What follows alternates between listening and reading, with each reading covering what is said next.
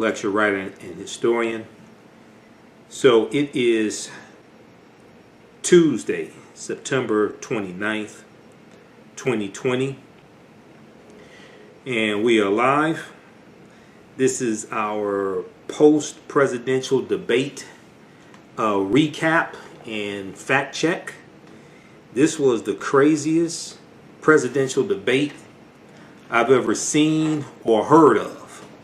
Okay, I've never seen anything like this. This is worse than I thought it was going to be. I knew Trump was going to show his ass because the latest poll came out. The poll came out on Monday. Washington Post or Sunday, Washington Post BBC News poll. He was behind 10 points. Another poll came out today. He's behind like about 9 points, 8 or 9 points nationwide. So I knew Trump was going to show his ass, but I didn't know it was this bad. This fool is crazy. Okay, I'm telling you right now, this fool, hashtag your ass gotta go. This fool cannot get another term in office. I'm telling you right now. Everybody share this broadcast. We're gonna do some fact checking. We're gonna break some stuff down. Hopefully I won't be here long, but who knows? Okay, I took a 5-hour energy. So we'll see what happens. Hashtag this motherfucker's crazy. I'm telling you. If you watch me in 2016, I was doing nationally syndicated radio 5 days a week. I warned you about this fool in 2016. This motherfucker's crazy. All right? And we just saw it displayed. So everybody share this broadcast. If you like this type of information, also, you can donate to the African History Network. $ the AHN Show through Cash App. $ the AHN Show through Cash App. And PayPal.me / the AHN Show through PayPal. All right. So we're going to look at fact checking from Washington Post, because I was posting some live fact checks. We'll look at fact checking from Washington Post and also NBC News. Okay. First thing I want to do, everybody follow me on my Facebook fan page, The African History Network, The African History Network, and follow me on YouTube, Michael Imhotep, Imhotep. I did a post dealing with the federal judges. Okay, it came up dealing with the federal judges, and the statement was made there were 128 federal judges. There were 128 openings on the federal bench. I think they said 128 on the federal bench when Trump came in office, right? And I did a post that talked about how in the last 2 years of President Obama's term, you had his federal judges that were blocked by Mitch McConnell and Republicans in the Senate, which is true. I said there were 128 openings on the federal bench when Trump came in because Obama's nominations were blocked, all right? December 13th, 2019, right around December 13th, 2019, Moscow Mitch McConnell he was interviewed by Sean Hannity on Fox News, okay? And Mitch McConnell bragged about blocking President Obama's nominations for in the last 2 years, okay? A lot of people don't understand how this works. Federal judges, that is a lifetime appointment, okay? The nominations, the president nominates federal judges. The Senate does the confirmation. Okay, I want you to hear this clip here. Let's talk about the issues come up. Let's say somebody were to retire at the end of this year, leading into the summer. You have been very clear, if the president appointed somebody, you would follow through on that nomination. Absolutely. We definitely would do that. And this paperback that we were just talking about, the president's foreword is about judges. My afterword catches up what's happened during the Trump administration on judges, because my memoir came out 3 years ago before the president was elected. What we've done here, the president and I together with this paperback that you've shown on the screen, is to talk about how the judge project came about, how it went forward. If you were to recall, Sean, the most important decision I've made in my entire political career was not to fill the Supreme Court vacancy when Justice Scalia passed away. That was the beginning. And now we've got an exclamation point here after 3 years that we thought the public would be interested in reading about. That's why the president and I collaborated on this paperback. I was shocked that former President Obama left so many vacancies and didn't try to fill those positions. I'll tell you why. I was in charge of of what we did the last 2 years of the Obama administration. I will give you full credit for that. And by the way, take a bow. All right, that was a good line. So here is Sean Hannity with Senator Moscow Mitch McConnell of Kentucky, who's up for re-election November 3rd, 2020. His ass needs to be voted out of office. This is from December 13th, 2019, yahoonews.com. Mitch McConnell brags about blocking Obama for 2 years, then laughs about it. See, Republicans work tooth and nail to maintain control of the U.S. Senate. See, let me back up for a minute. We need to read the U.S. Constitution because we don't understand this shit. This is part of the problem. Okay? This is part of the problem. We don't understand how this stuff works. Okay? Go to loc.gov, Library of Congress website. Go to archives.gov, National Archives. Read the U.S. Constitution. You can read it there free. Okay?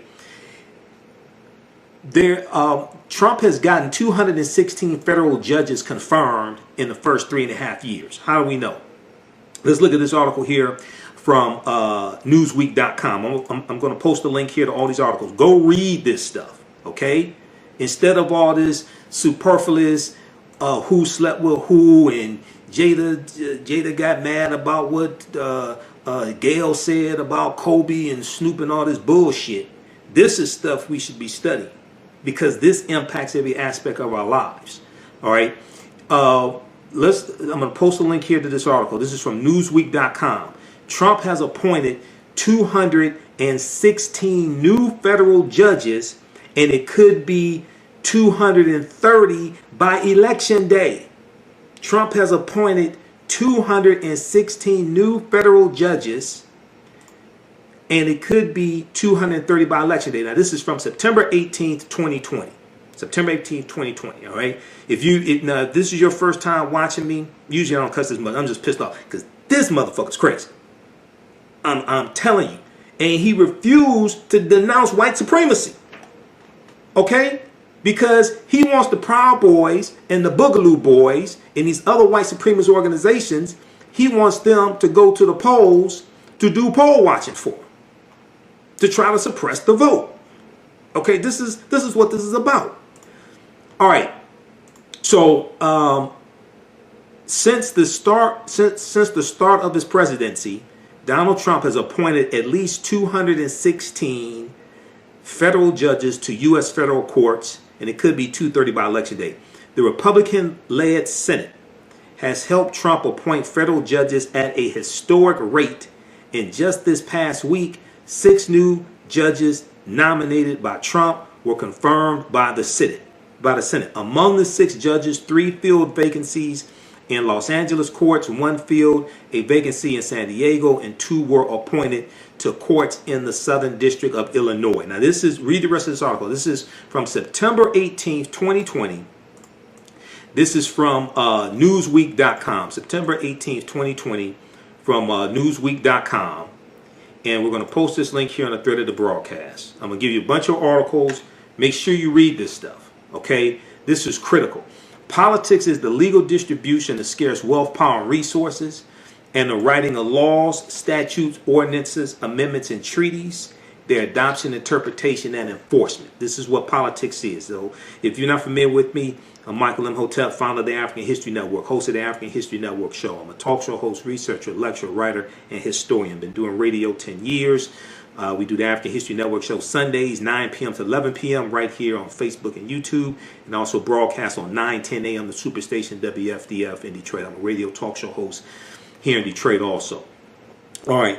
Now, Republicans work tooth and nail to maintain the U.S. Senate, to gain control of the U.S. Senate in 2014 and keep control of the Senate because they want to get as many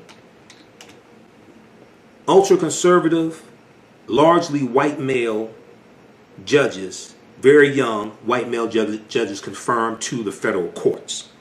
All right. Why is this? This all has to do with the year 2043. 2043 is the year that is predicted, that the Census Bureau and the demographers are predicting that white people will no longer have a majority population in this country.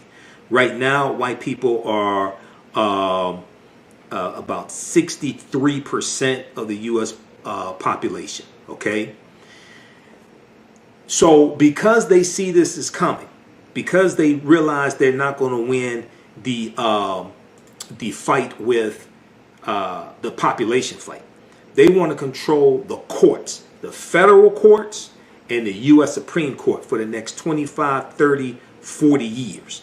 That's what all this is about. That's what this fight is about. Okay, so they say, well, look, you may have a larger population, okay, non-white people, but we're going to control the federal courts. All right, so then that way we control federal law for the next 25, 30, 35, 40 years. That's what this fight is about.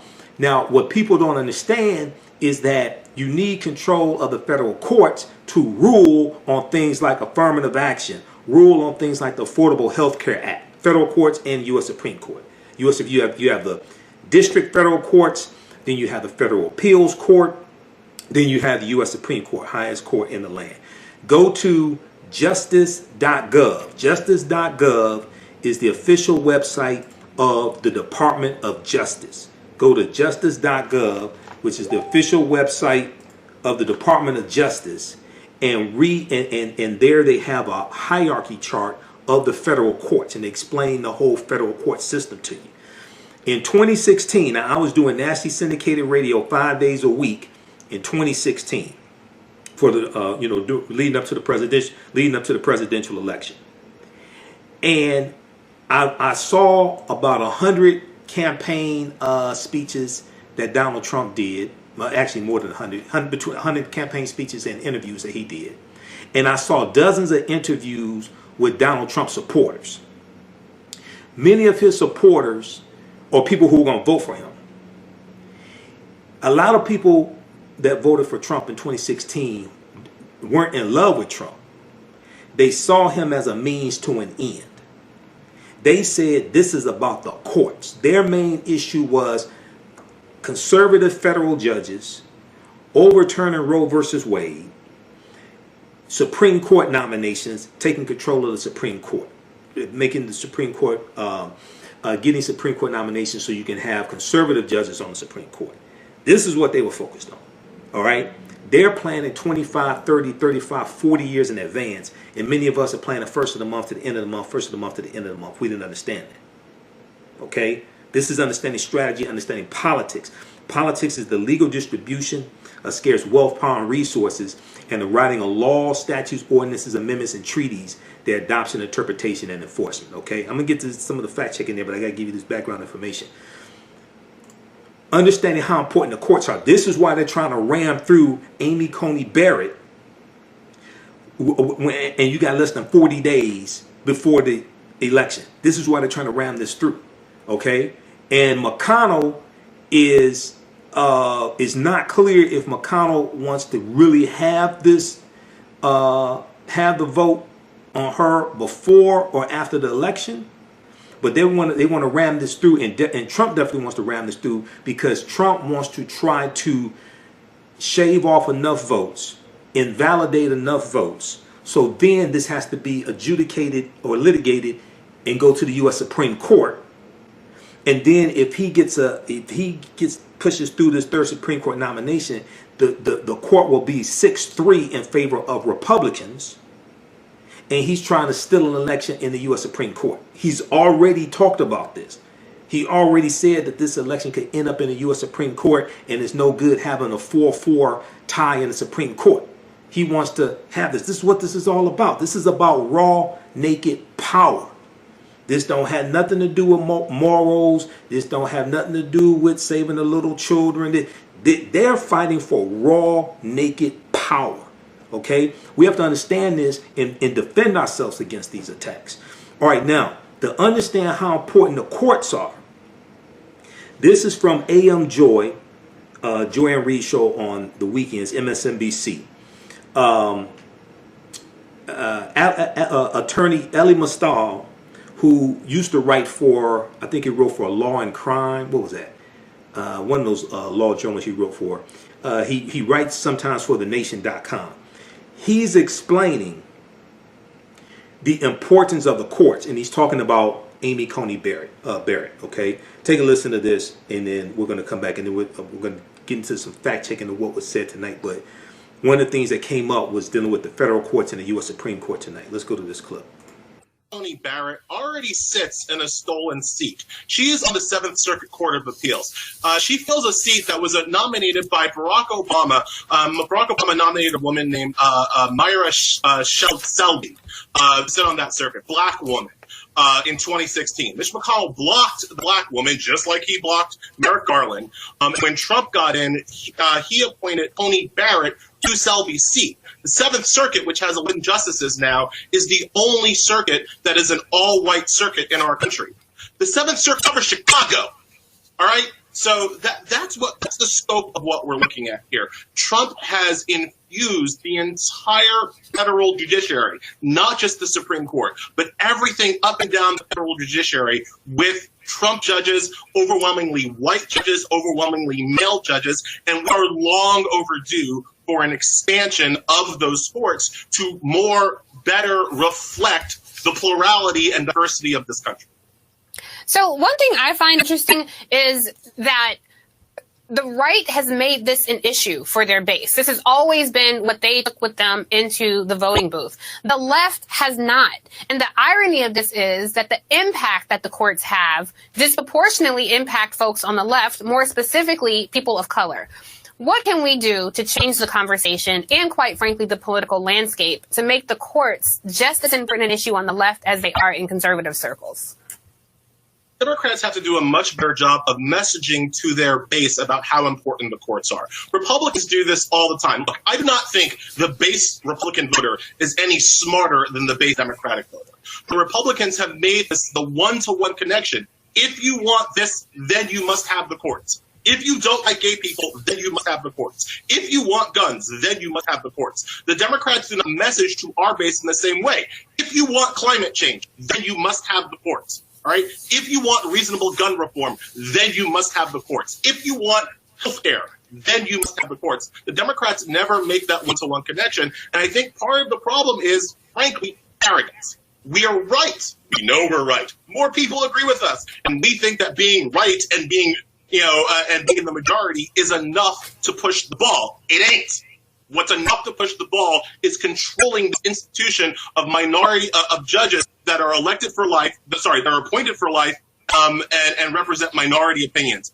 Controlling that branch is how we control these major issues that we care about. Okay, so that's hold on. Let's Trump stop this next clip. Okay, so that's Elie Mystal. Hold on, let's stop this next clip. Okay. So now I'm neither Democrat nor Republican. You all watch me. I'm neither Democrat nor Republican, but I study law, history, and policies, and I know whose policies usually are most detrimental and hurting us the most. Okay, it's usually coming from Republicans. All right, but what attorney Elie Mystal was breaking down is understanding the judicial branch of the government, which a lot of times we don't talk about. We'll focus on the president. We don't focus on the legislative branch. And in the upper chamber is the U.S. Senate. The Senate confirms U.S. Supreme Court judges, federal judges. They confirm the Attorney General, like this sorry-ass Attorney General William Barr. They confirm the Treasury Secretary. They confirm the Secretary of Education. The members of the President's cabinet don't get confirmed by the U.S. House of Representatives. That term is only 2 years. That's the lower chamber. They get confirmed by the upper chamber, which is the U.S. Senate, a 6-year term. And originally, for the first about 124 years that the U.S. Senate existed, people did not vote for U.S. senators. The U.S. senators were appointed by the state legislature. Go to Senate.gov. Senate.gov is the official website of the U.S. Senate, and they have a whole section there dealing with the history of the U.S. Senate. It wasn't until 1914 that people started voting for U.S. senators.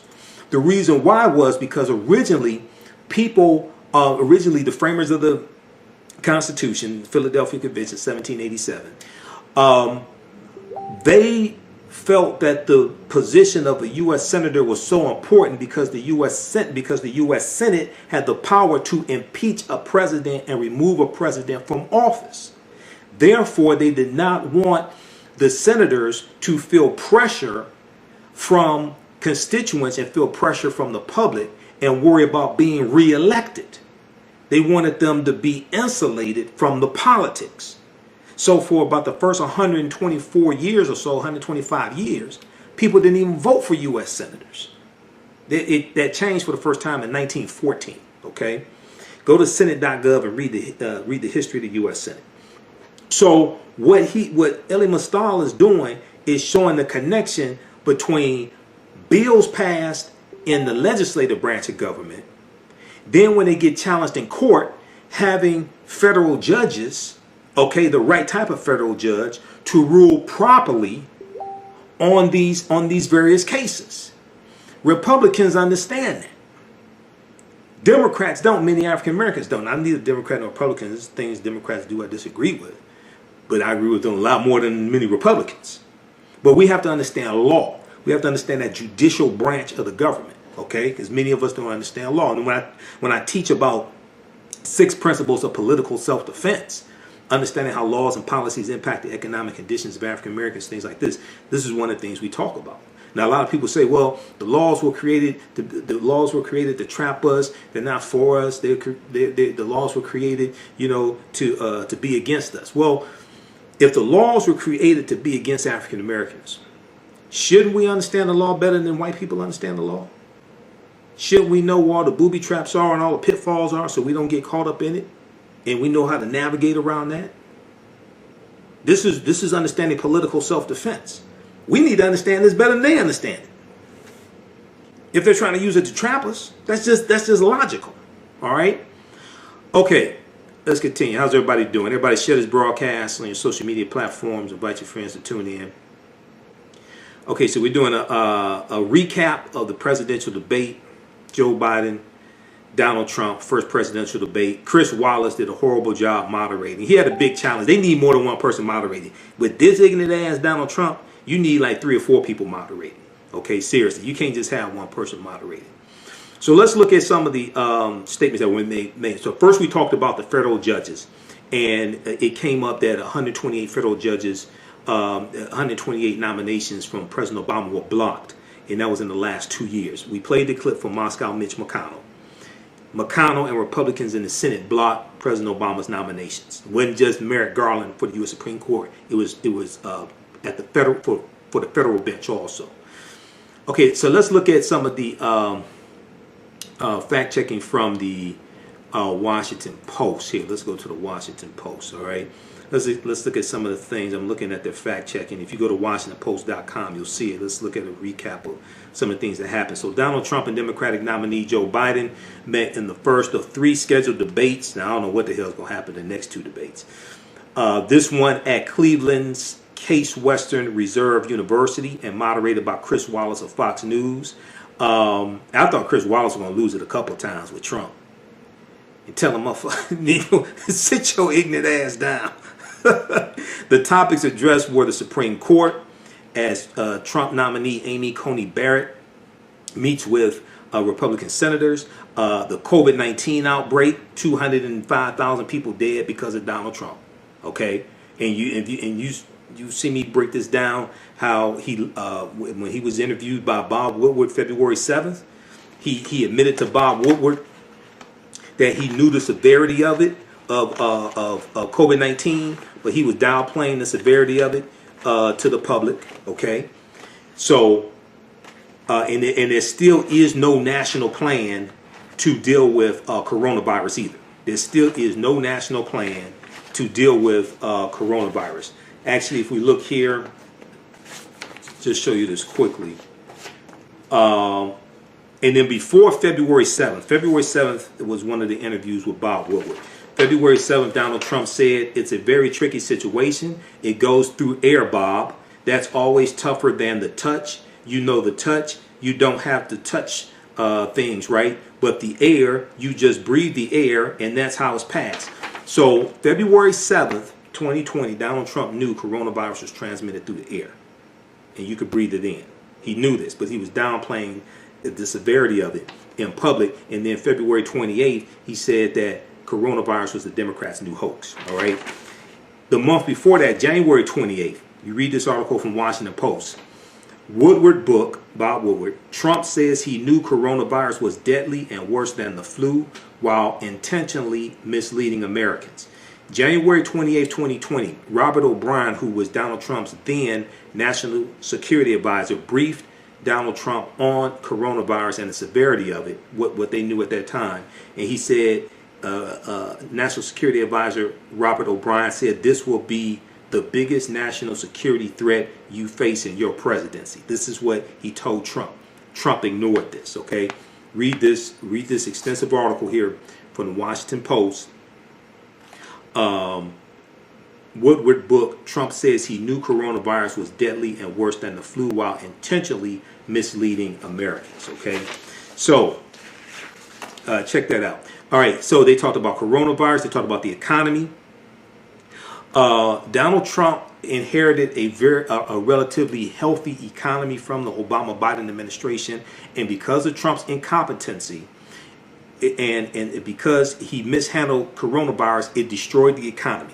You had 113 consecutive months of private sector job growth. Okay, 113 months of consecutive private sector job growth that ended under Donald Trump. It started under the Obama administration. It ended earlier this year. Now you have, in the last 28 weeks, is right at about 30 million people unemployed because of coronavirus. It's expected half of these jobs won't come back. And when you look at the article from Forbes.com that you hear me talk about a lot, which deals with how the coronavirus has devastated small businesses. 41% as of April this year, 41% of African American owned businesses have been wiped out because of this coronavirus economy. Okay, 41%. Now it's probably at about 50% because we're almost into October. It's probably at about 50% now. All right. If you look at this article here from Forbes.com, people that don't, if you follow us here on the African History Network, I post articles from all different sources because I monitor about 35 different news sources on a daily basis. Read this article.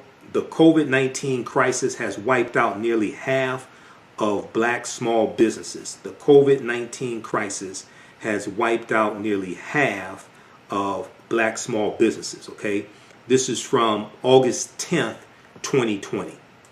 And they go through and break this down and talk about the devastating impact that coronavirus has had on small businesses, but also African American owned businesses. All right, so when Donald Trump came out with his platinum plan for African Americans, which is really a fool's gold plan. If you saw our show Sunday night, September 27th, 2020, installment of the African History Network show, I went through and broke that down. And then also the previous 5 weeks, I've been going through breaking down Joe Biden's 22-page agenda to empower Black America, the Lift Every Voice plan.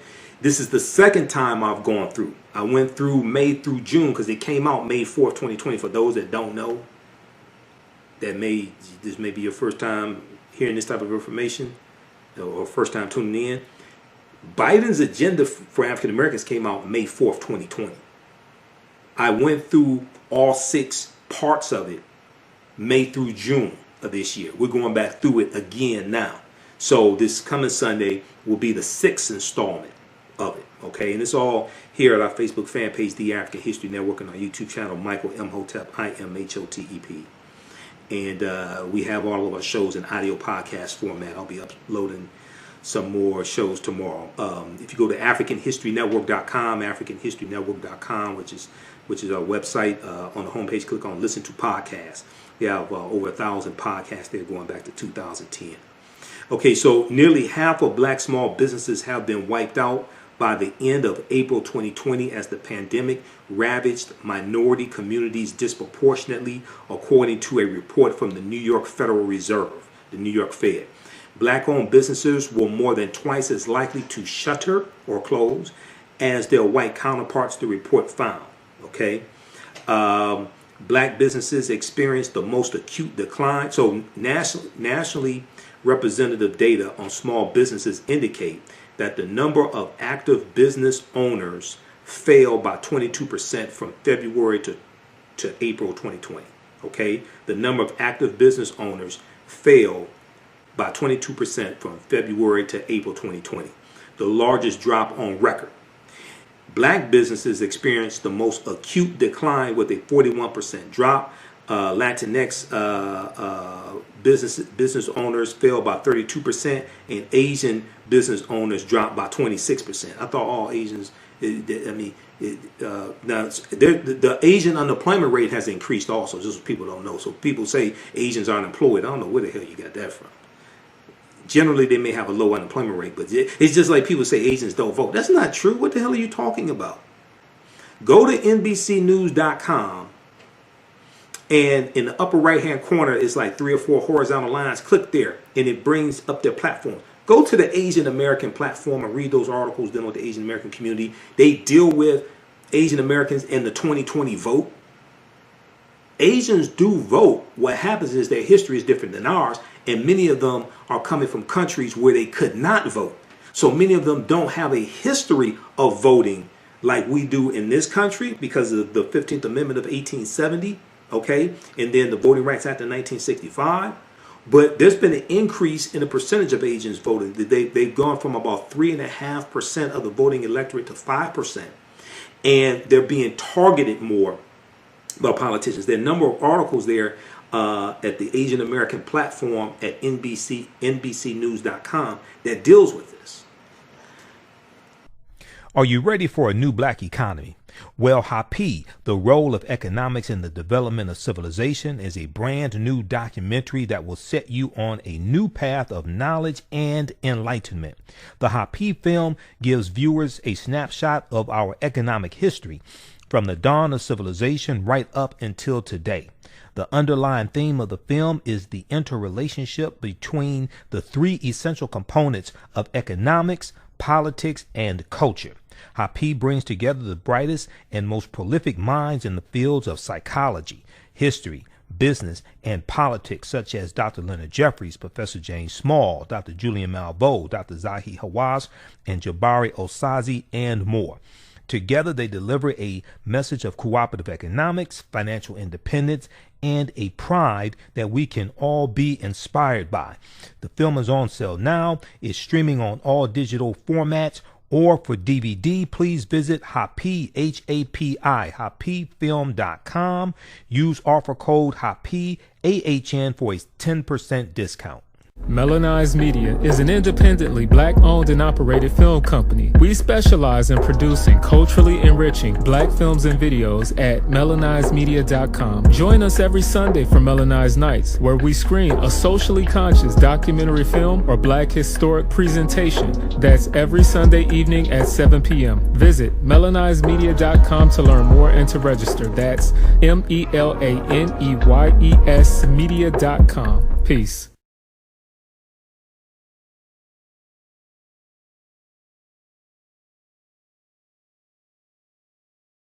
So I don't know where people got this nonsense from. Asians don't vote. That's just not true at all. Okay, so read this article from Forbes.com. Okay, let's go back to. I want to go back to the Washington Post. Okay, so they talk about the economy, racism in America, the candidates' records, the climate, etc.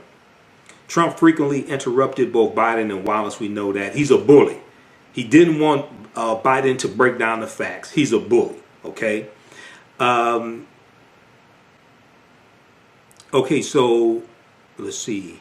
They're giving a synopsis here. The Bidens paid, so they're talking about taxes. The Bidens paid nearly $300,000 in federal income taxes on earnings of more than $985,000 in 2019. You know, Sunday night we talked about the story that broke from the New York Times dealing with Trump and his taxes. And more importantly than Trump only paying $750 in taxes in 2016, 2017. That ain't the most important thing. Most important thing is that he has debt of at least $421 million, and it's a personal guarantee, and it comes due in about 4 years. So if you saw the articles that I posted today, you have experts, and even Nancy Pelosi said this makes Trump a national security risk because we don't know who he owes the money to. Some of the money is owed to Deutsche Bank. We know that. That's the only bank that would allow him money. But we don't know if he owes money to foreign countries. We know he owes money to Deutsche Bank, which is problematic because a few years ago, Deutsche Bank had to pay a $600 million fine to the U.S. federal government because they were caught laundering $10 billion in money from Russia. Okay, research that, Deutsche Bank. Okay, so because we don't know who he owes the money to, we don't know how much of a risk he is. And when you look at Jared Kushner, Jared Kushner owes Deutsche Bank $285 million. There's no way Jared Kushner should have a national security. There's no way Jared Kushner should have a top-level security clearance because he's a security risk because of the amount of money he owes. This is stuff we've never seen before. So then when it came up tonight where Trump has not confronted Vladimir Putin for putting the bounties on soldiers' heads, U.S. soldiers' heads in Afghanistan, and Trump has admitted he's had a number of conversations with Putin since that story broke, you have to ask the question, why? When he talks about he loves the military so much, we've done so much for the military, you have to ask the question, why? Okay, so Joe Biden leads Donald Trump by 8 percentage points nationally. A poll came out today, 51% to 43%, according to a Washington Post average of polls. That was a Washington Post average of polls. And then a couple of days ago, the poll came out, Washington Post ABC News poll. Biden was leading Trump nationally by 10 points. Biden's margin is the same in Pennsylvania and smaller in other key states, 7 points in Wisconsin, 7 points in Michigan, 5 in Arizona, and 1 in Florida. Okay, so let's look at some of the fact checking here. Trump continues his misleading attacks on mail-in voting. Trump knows that if he allows this mail-in voting to take place, he knows they're going to vote his ass out of office. So what he's trying to do, he put LaJoy in charge of the U.S. Postal Service. They broke down a lot of the sorting machines from the U.S. Postal Service. This slowed down the processing of mail. They've made all types of changes in the postal system, and this is all geared towards slowing down the mailing of the voting ballots, of the mail-in ballots. Okay, because Trump is trying these various tactics to win an election, still another election. Okay, because he won an electoral college that unfortunately we don't understand. And I'll be doing another broadcast going through dealing with how the electoral college works. I did one in 2016 after the 2016 election. I'm going to do one very soon so our people understand this. The people who tell you the popular vote does not matter, they've never studied the electoral college. It's not true. It's not the popular vote nationwide that matters. It's the popular vote per state that matters. Because you become president-elect by getting at least 270 electoral college votes. You get to 270 electoral college votes by winning the electoral college votes associated with each state. Each state has at least 3 electoral college votes. Maine and Vermont have 3. Michigan has 16. Texas has 66. Texas has 38. California has 66. Okay? It's not the popular vote does matter, but which popular vote matters? It's not the popular vote it's not the national popular vote that matters. It's the popular vote per state that matters. This is why Republicans in 2016 engaged in rampant voter suppression in Michigan, Wisconsin, Pennsylvania, other key battleground states that shave off 1 or 2 percentage points. Donald Trump won Michigan by 10,704 votes. Donald Trump won Michigan by 10,704 votes. The interstate cross-checking system that knocked 1.1 million people off the voter rolls, this is one of the voter suppression tactics. The interstate cross-checking system in 2016 knocked about 50,000 people off the voter rolls in Michigan, about 54,000 in Michigan. Jill Stein got 50,000 votes out of Michigan also. But Trump won Michigan by 10,704 votes. So we're being attacked.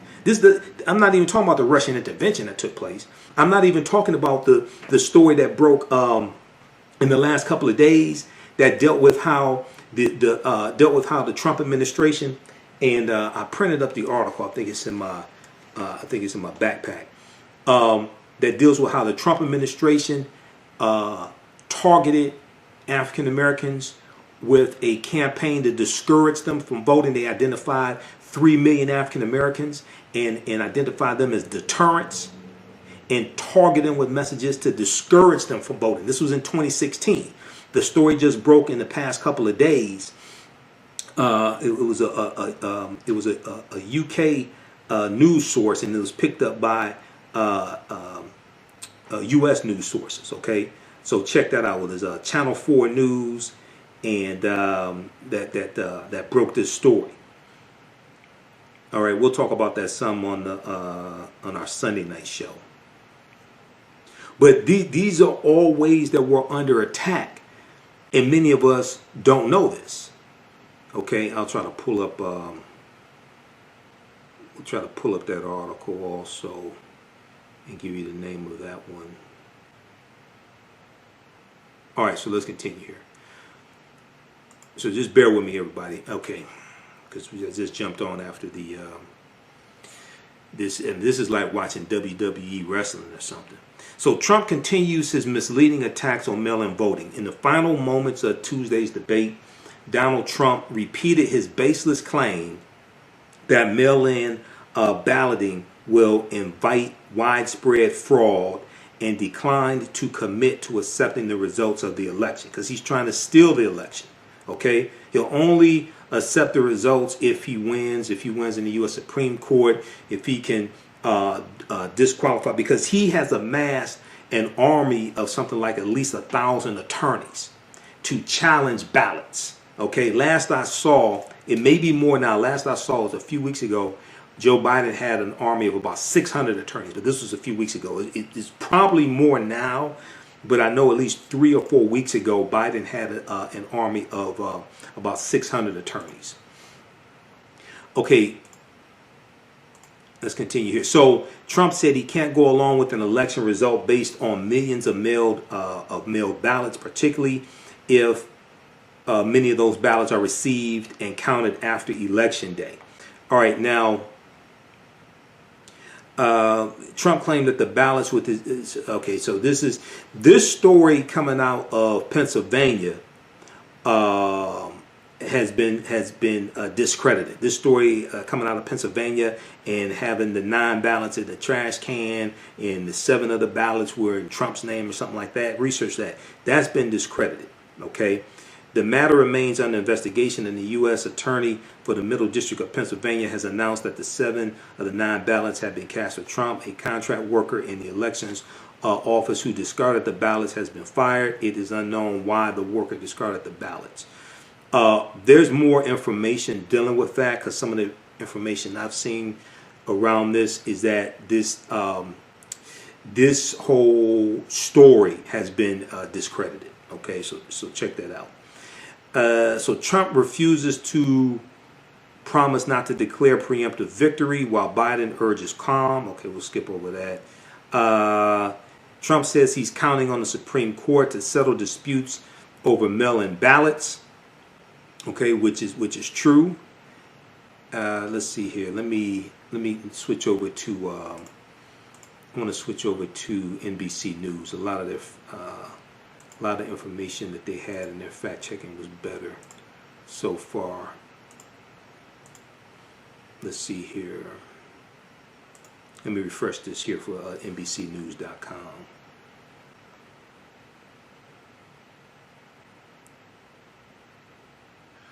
All right, okay, so they're going through. Let's go through. Look at the fact check. Whether it's Biden being fact checked or Donald Trump.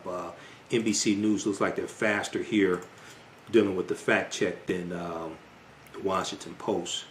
I would think Washington Post would be faster because I have a subscription to Washington Post. I pay them each month. So I thought that it just billed me. So I thought Washington Post would be faster, but looks like NBC News is. Okay, so fact check. Biden says 1 in 1,000 black Americans have been killed by coronavirus. Biden claimed earlier in the evening that 1 in 1,000 African Americans have been killed because of the coronavirus, and said that if Trump doesn't do something quickly by the end of the year, 1 in 500 will have been killed. So they say there's no question that black Americans have been severely impacted.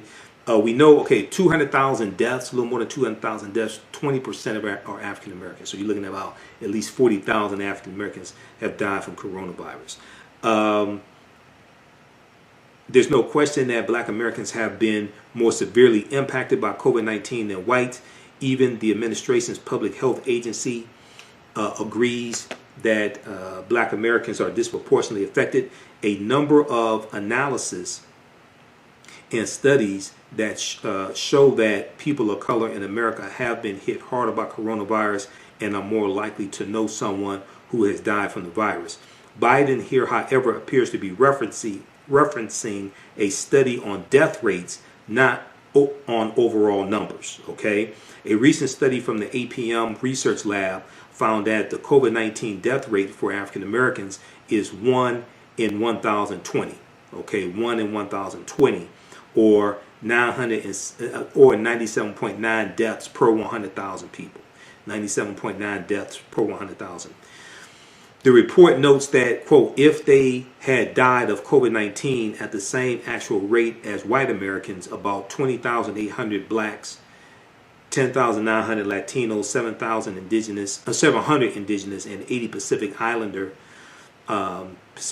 Islander Americans would still be alive. Okay, if the report notes that if they had died of COVID-19 at the same actual rate as white Americans, about 20,800 black Americans would still be alive. But that study does not address how the disparity in death rate will change by the end of the year. NBC News has reached out to the Biden campaign for additional information. All right. Okay. Some stupid things I'm just going to skip over.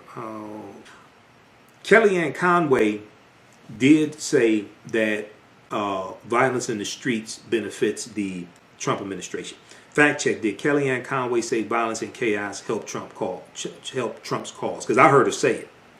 Trump disputed a broadside attack by Biden that Kellyanne Conway, his senior advisor, Trump's former campaign manager and top White House aide, said riots and chaos, quote, help Trump's cause, end quote. But Conway did make comments along those lines in late August. His own, okay, so that is true. And let's see here.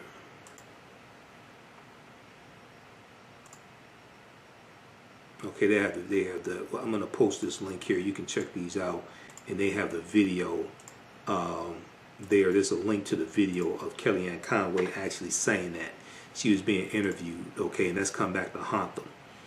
Let me see here. Let me refresh this because they just did an update.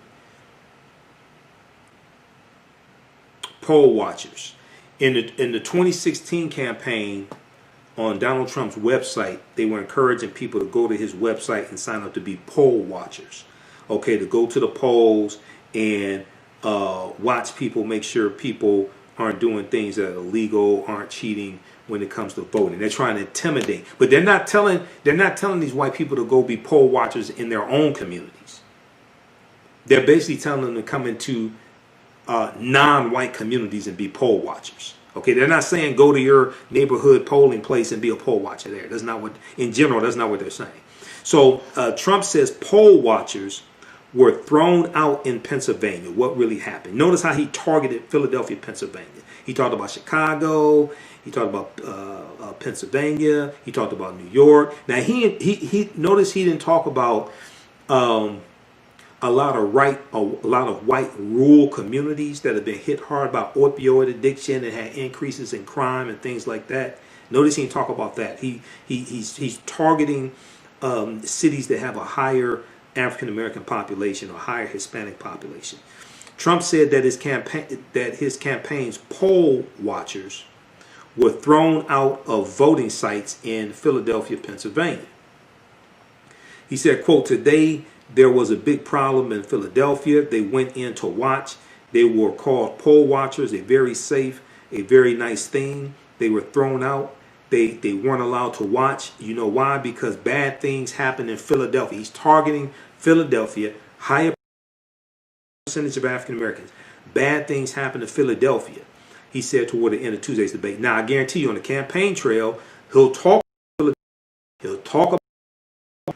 Detroit, and he'll say this is why we need to have poll watchers go to those communities. Now, the reason why they were thrown out, that's because the poll watchers were not approved to be at that particular location. This is why they were thrown. Philadelphia Inquirer reporter, Philadelphia Inquirer newspaper, a reporter for the Philadelphia Inquirer at a Board of Election satellite office said Tuesday that a woman who said she was hired by the Trump campaign as a poll watcher was not allowed into office. But a spokesperson from the city commissioner's office said that's because satellite voting officials do not qualify as voting places, so poll watchers cannot be given poll watcher certificates to allow them to observe the process. So this is why the woman didn't have the right credentials to be a poll watcher. It wasn't because something illegal or unsavory was going on. This is why she didn't have the right credentials to be a poll watcher. Quote, the satellite offices are Board of Election offices that provide voter services to residents of Philadelphia for registration, absentee, and mail-in ballots. Individuals are able to go to those offices for those types of services, said Nick Custodio, a Philadelphia deputy commissioner. He said this to NBC News. Okay, so you can read the rest of this. You can read the rest of that fact check. I'm going to post this link here. This is for NBC News, so you don't have to have a subscription. You don't have to pay money to read the articles from NBC News, because the majority of the articles from Washington Post you have to have a digital subscription. It's like $10 a month. One of the packages $15, something like that. I have subscriptions to New York Times and Washington Post because I read them every day. How's everybody doing? Okay, welcome to our, this is our first presidential post-debate briefing, recap, fact check.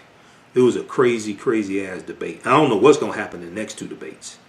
I don't know what's going to happen in the next two debates. Okay, Donald Trump was totally belligerent. And he just showed his entire ass tonight. So this is crazy. So we're going to continue. Also, if you like this type of information, you can donate to the African History Network. $ the AHN Show through Cash App. $ the AHN Show through Cash App.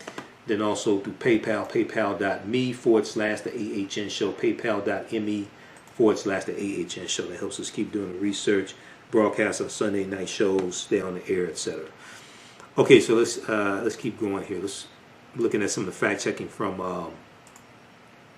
NBC News, and we'll go back and look at Washington Post here in just a minute.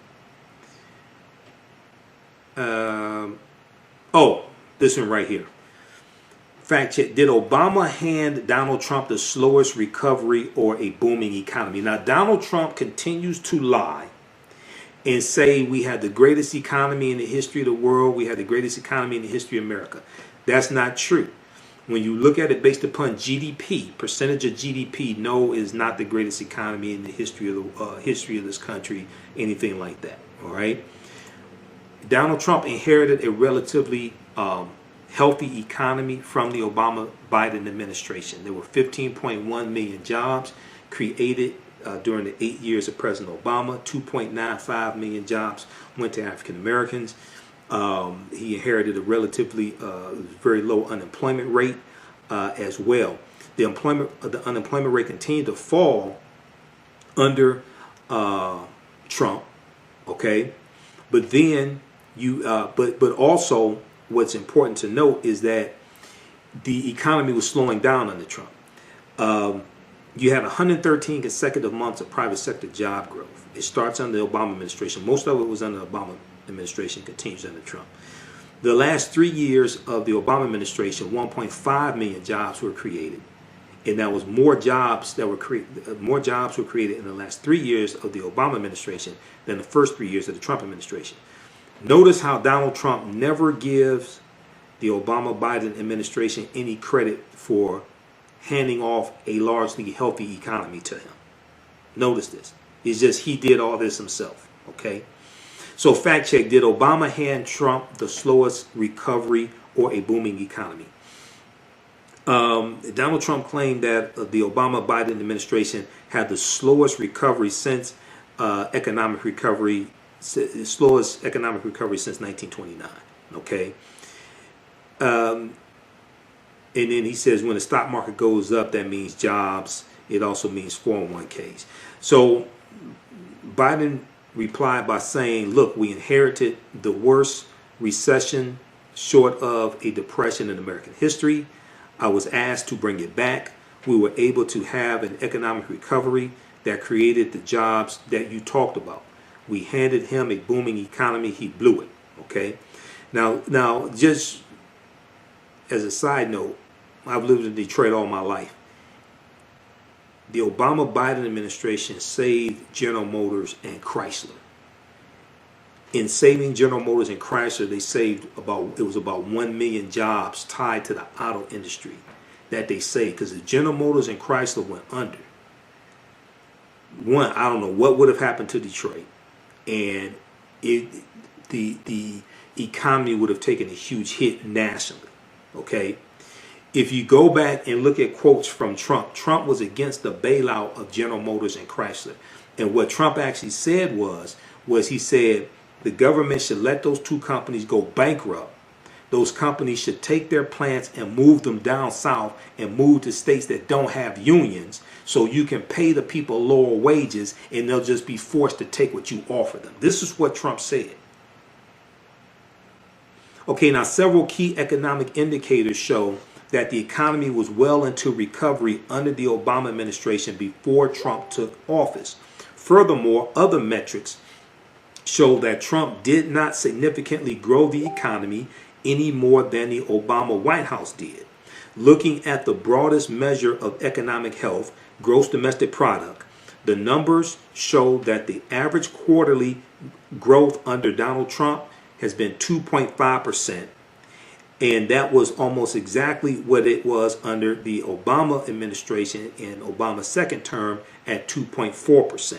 Okay, we're looking at the GDP, gross domestic product, which is the total value of goods, services, and income. The three components of GDP, gross domestic product: the total value of goods, services, and income that is produced in a country. Okay, so the Trump administration has rightly taken credit for having low unemployment during his presidency, but the idea that Trump rebuilt the economy is misleading because he did not. Unemployment under President Obama had already been trending downward in December of 2019 before the coronavirus pandemic hit. The U.S. unemployment rate was a scant 3.5%, the lowest it had been in 50 years. Go to BLS.gov, Bureau of Labor Statistics, BLS.gov, that's the Labor Department. Search for how is the unemployment rate calculated? How is the unemployment rate calculated? So when they talk about 3.5%, that's the U3 number.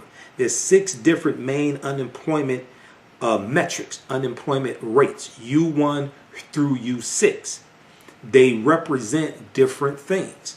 The U3, which is what you usually hear in the news the first Friday of each month, when the jobs numbers come out. The jobs report comes out usually about 9 a.m. the first Friday of each month. Okay. Each Thursday, every Thursday, 8:30 a.m., the unemployment numbers come out, which tells you how many people filed for unemployment the first time from the previous week.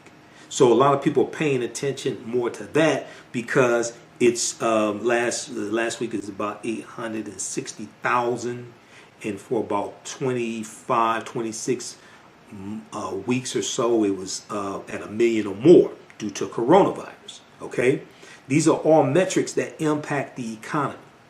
So if you go to BLS.gov, Bureau of Labor Statistics, which is the Labor Department, search for how is the unemployment rate calculated. Okay. All right, let's continue here. So in December 2019, before the coronavirus pandemic hit, the U.S. unemployment rate was a scant 3.5%, the lowest it had been in 50 years. Okay. However, as good as that number was, when Trump took office, the rate was already at 4.7%. That's the overall unemployment rate, 4.7%. It was very low. Okay, President Obama does not get credit for this. Trump just takes all the credit, and we created the greatest economy in the history of the world and things like this. No, you didn't. The figure is quite low by historical standards, lower than all of the 1980s as well as most of the 1990s and 2000s. In fact, President Obama saw a much steeper drop in unemployment in his second term, a 3.3%, a 3.3 drop in the rate, than Trump did in his first 3 years, a decline of 1.2 points. Plus, there was 1.5 million jobs created in the last 3 years of President Obama, and it was more than the number of jobs created in the first 3 years of the Trump administration. Trump will never admit that, though. All right, let's continue here. How's everybody doing? Let's see here. Let me look at this this one post, because I did a Facebook post here dealing with the jobs. 1.5 million more jobs created in the last 3 years of Obama than the first 3 years of Trump. All right, so the number under Trump appear to be the continuation of a trend, not something new. Job creation numbers offer more evidence for this. On average, there were more jobs added monthly in Obama's second term than there were in Trump's first 3 years. So when I do radio here in Detroit, I'm on Sunday nights, but even when I was doing the morning show, Wake Up with Steve Hood, and I was on every Thursday, it was on like 7 a.m., 8 a.m. in the morning. And you have a lot of these white Donald Trump supporters call in. Those are some of the most ignorant ass people, because once they get past their talking points that they got from Fox News, they have no clue what to say. When you start breaking down unemployment numbers to them and GDP, things like this, they don't know what to do. These are, this is a cult. This is a cult of personality. On MSNBC, Joy Reid talked about the difference between, the last few weeks or so, she talked about the difference between a religion and a cult. And she said, in a religion, your savior dies for you. In a cult, you're asked to die for your savior. See, when you look at Trump and he has 500, 600 people there close together at a rally, and most of them are not wearing face masks, okay? Surgical masks. That's a cult. Because those are super spreader events.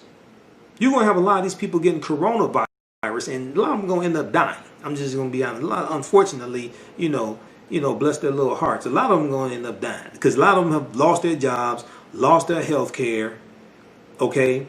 And, and the crazy thing about it is Trump has them to sign a waiver before they can attend his super spreader event, saying that if they get coronavirus, they get sick, they don't hold the Trump campaign, Donald Trump, anybody responsible.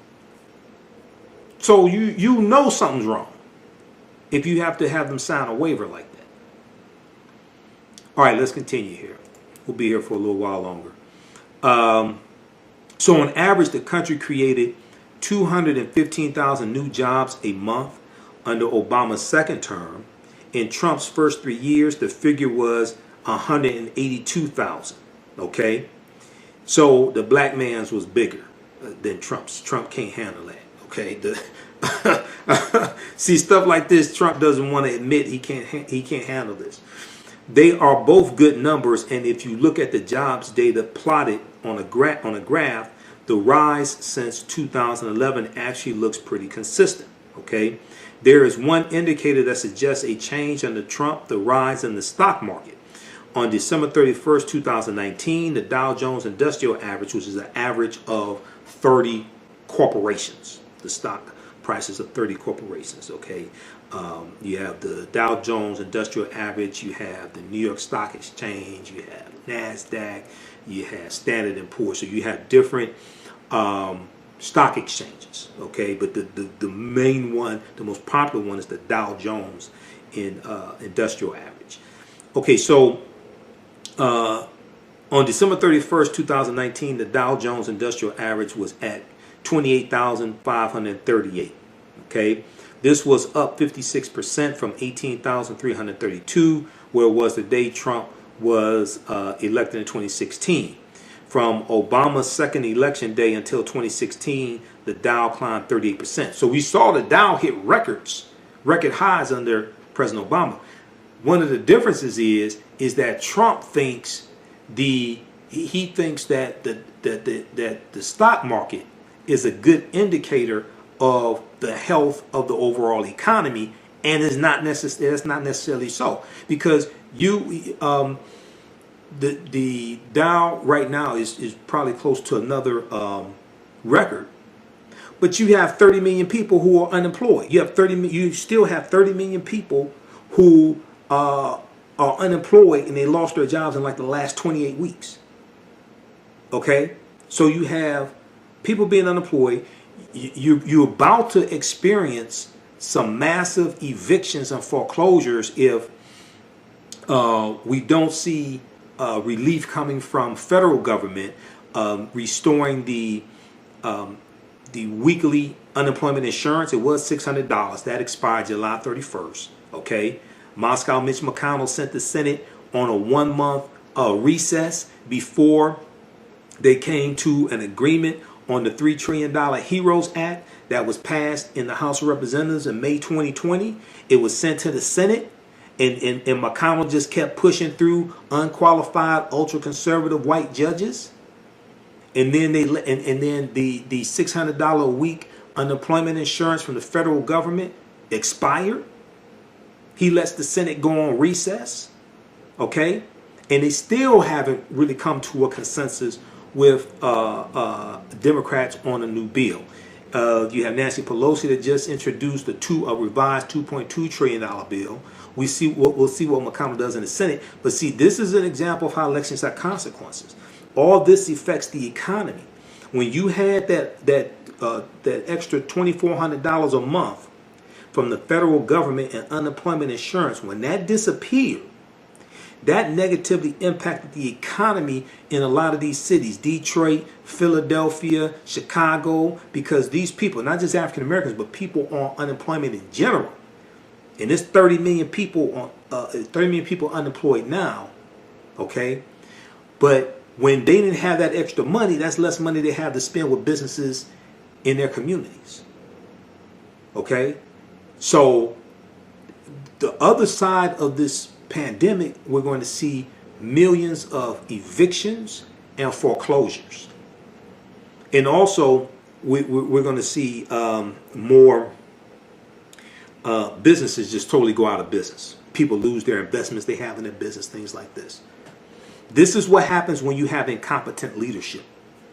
People think elections don't have consequences. Yes, they do. This is why Republicans work so hard to suppress our vote, because they know the importance of elections.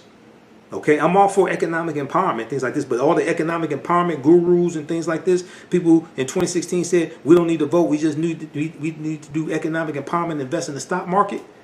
And I said that's good, but we also need to vote, because you need to vote for a president who's going to protect the economy that your black business operates within and depends upon. Because businesses depend upon a stable, healthy economy for them to survive. Okay? We have to elect a Senate that's going to pass bills that will protect the economy. Okay? As opposed to being derelict in their duties. And to be quite honest with you, The Republican senators that refused to remove Donald Trump from office early February 2020 during the impeachment trial, a lot of them have blood on their hands too, because if they had removed him from office early February, like February 5th, 2020, February 6th, they removed him from office, Pence would have become president. Pence is bad, but he's more responsible than Trump. A lot of these people who died from coronavirus, a lot of them would be alive today, because Pence would have taken action. Because see, Pence was the governor of Indiana, even though he botched their response to HIV and the distribution of needles to drug addicts and things like that. Pence is a lot more responsible than Trump, even though he's bad. Okay, a lot of these people would still be alive. It would not be nearly as bad if those Republicans had done their job, because they knew Trump was guilty, and removed him from office. Therefore, they have to be removed from office. Okay, so Moscow Mitch McConnell's up for re-election November 3rd, 2020. Senator Lindsey Graham in South Carolina, he was on Fox News begging for money because Jamie Harrison is kicking his behind, rightfully so. Okay, Lindsey Graham who's chair of the Senate Judiciary Committee, by the way. The Senate Judiciary Committee is the committee that will hold the hearings for Amy Coney Barrett. Okay, then they hold their hearings. They take their vote to proceed to the general body of the Senate for the general body to vote on her confirmation. Lindsey Graham is the chair of the Senate Judiciary Committee. The Senate Judiciary Committee is also the committee that holds the hearings for federal judges, which are lifetime appointments also. All right. So read this here from NBCnews.com. Let's get a couple more in. Fact check.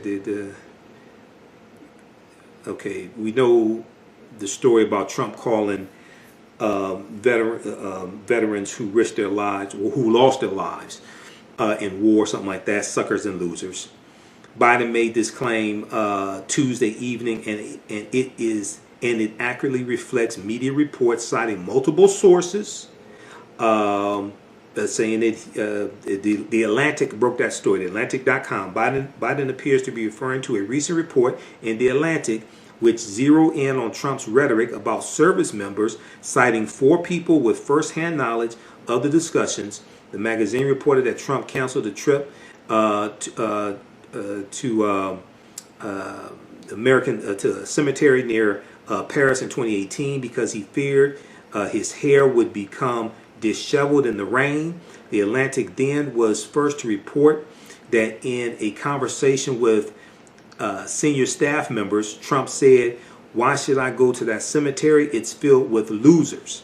Trump also reportedly called the more than 1,800 fallen Marines, quote-unquote, suckers for getting killed during the World War I battle. The Atlantic's report was confirmed by the Associated Press, while the Washington Post reported similar rhetoric about fallen service members. Donald Trump denied the Atlantic report as fake, but we see how Donald Trump treated John McCain, who was a war veteran as well, who was a POW, Vietnam War, and we all remember on the campaign trail where Trump said McCain was a hero because he was captured. He said he likes his heroes that aren't captured, or something like that. Okay, let's look at a couple more here. Trump tries to tie Biden to the Green New Deal. Biden does not support the Green New Deal. Okay, fact check. Biden says violent crime fell under Obama, rose under Trump. So on Tuesday night, Joe Biden says violent crime went down 17%, 15% in our administration. It goes up on his watch, goes up under Trump. Biden's attack is half true. Asked about this claim, the Biden campaign points to a factcheck.org review of FBI violent crime data during the Obama administration that found that the violent crime rate fell nearly 16% when adjusted for population. Okay, the violent crime rate fell nearly 16% when adjusted for population. That's under the Obama administration. While the number appears to check out, Biden's attack on Trump is unfounded. While homicide has been on the rise, violent crime has remained largely flat under the Trump administration. Okay, so it's like half. Biden's attack is half true. Okay, let me load some more here because they've added some more. Just give me a minute here. Let's flip over. How's everybody doing? Okay. Everybody share this broadcast on your platforms. We'll be here for a few more minutes. Follow us on our Facebook fan page, The African History Network, The African History Network. Turn on notifications so you know when we go live. Follow me on my YouTube channel, Michael Imhotep, Imhotep. And turn on notifications so you know when we go live there as well. Okay. And then also, if you like this type of information, you read our articles that we post here daily. If you like this type of information, you can donate to the African History Network, $ the AHN Show through Cash App, $ the AHN Show through Cash App, and then also through PayPal, paypal.me/the AHN Show. Okay. All right, let's see. Let's continue here. And then listen to the African History Network show Sundays, 9 p.m. to 11 p.m. Eastern Standard Time. We're here every Sunday. And we're on, we broadcast on 9:10 a.m. the Superstation WFDF in Detroit also. All right, let's continue. Okay, so we did a refresh. Okay, so let's talk about Beau Biden.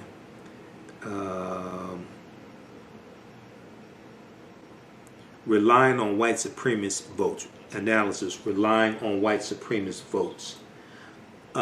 It should not be hard to, so this is from Jonathan Allen for NBC News. Asked to reject people so motivated by racism that they form groups devoted to it, Donald Trump failed to do so. He seemed like he might do it. He said, quote, stand back and stand by, end quote, whatever that means. He said after asking whom he was supposed to condemn. But instead of attacking white supremacists, he launched a rhetoric assault on Antifa. Antifa is not a white supremacist group. And also, Antifa is not an organization. Antifa is an ideology. Antifa stands for anti-fascist or anti-fascism. And they largely are against Trump. All right, now, I'm going to try to pull up this article here, because Washington Post had the article. His FBI director, Christopher Wray, testified 2 or 3 weeks ago that talked about how basically like the biggest threat to America were these white supremacist, white nationalist organizations that Donald Trump has not condemned. Okay? Largely Donald Trump has not condemned them. Let me try to pull this up because I posted this article. When it came out. We posted it on our Facebook pages here. But this is extremely important because his Department of Homeland Security and the FBI, they'll talk about the severity of these white supremacist, white nationalist organizations. Donald Trump does not condemn them. Okay? He encourages them.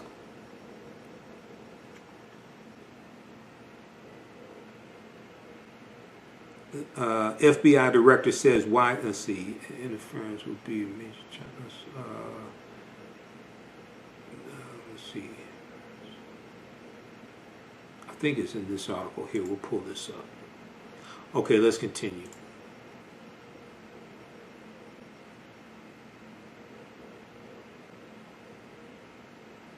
Okay, fact check. Did Biden call black Americans super predators?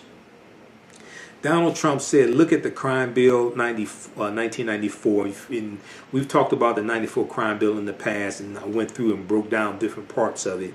There's a fact sheet that I show people that breaks down like 18 different parts of the crime bill. When you separate fact from fiction and understand things like 87% of the people that went to prison went under state law, not federal law.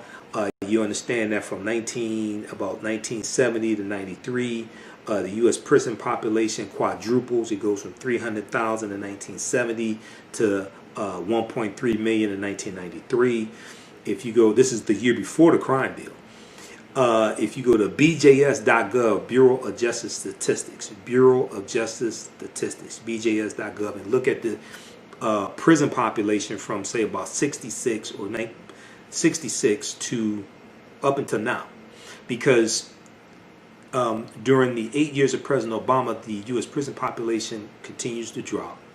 It drops to its lowest point in 20 years in December 2015. According to the Department of Justice report that came out in December 2016, that was cited by Newsweek.com in their article dealing with how the U.S. prison population dropped to its lowest point in 20 years in December 2015. The U.S. prison population dropped to 1.53 million. Okay, it was at a peak of about 2.3 million about 2008. Okay, so a lot of this stuff one of the most important things, and I've done lectures dealing with the history of the war on drugs, starting with Richard Nixon's war on drugs. He declared June 17, 1971, and looking at the increase in the changing of the laws, looking at the increase in the prison population, changing of the laws, things like this. One of the things people don't make the distinction between is federal law and state law. Okay, and I have a number of articles dealing with the crime bill. There were things that were good in the crime bill, like the assault rifle ban, the Violence Against Women Act. You had things like part of the crime bill was the Department of Justice had the power to investigate the patterns and practices of police departments. Okay, and enter into consent decrees with police departments, and there's a process that they go through if a police department is so corrupt that it just has to be abolished. Okay, there's a whole process for that. That's part of the crime bill. A lot of people don't know that. The other bad things are a part of it. For instance, the dealing with the death penalty. Expanding the number of federal crimes that were punishable by the death penalty. You had $9.8 billion set aside for states, and it dealt with the truth in sentencing law, where you had to serve 85% of your prison sentence before you could be released. Okay. And so the states, to tap into this money, they had to agree to have prisoners serve 85% of their prison sentence. Okay, 28 states out of 50 took advantage of that. It wasn't all 50 states. 28 states out of 50 and the District of Columbia. The Brennan Center for Justice has research dealing with this. Okay, so when you actually look at it, when you actually study it, and then deal with, okay, violent crime peaks in 92, starts leveling off in 94. After the crime bill, you see a decrease in violent crime. Some people say, well, hey, it was going to fall anyway. Other people attribute it. Some of the fall did have to do with regulations and things like that in the crime bill.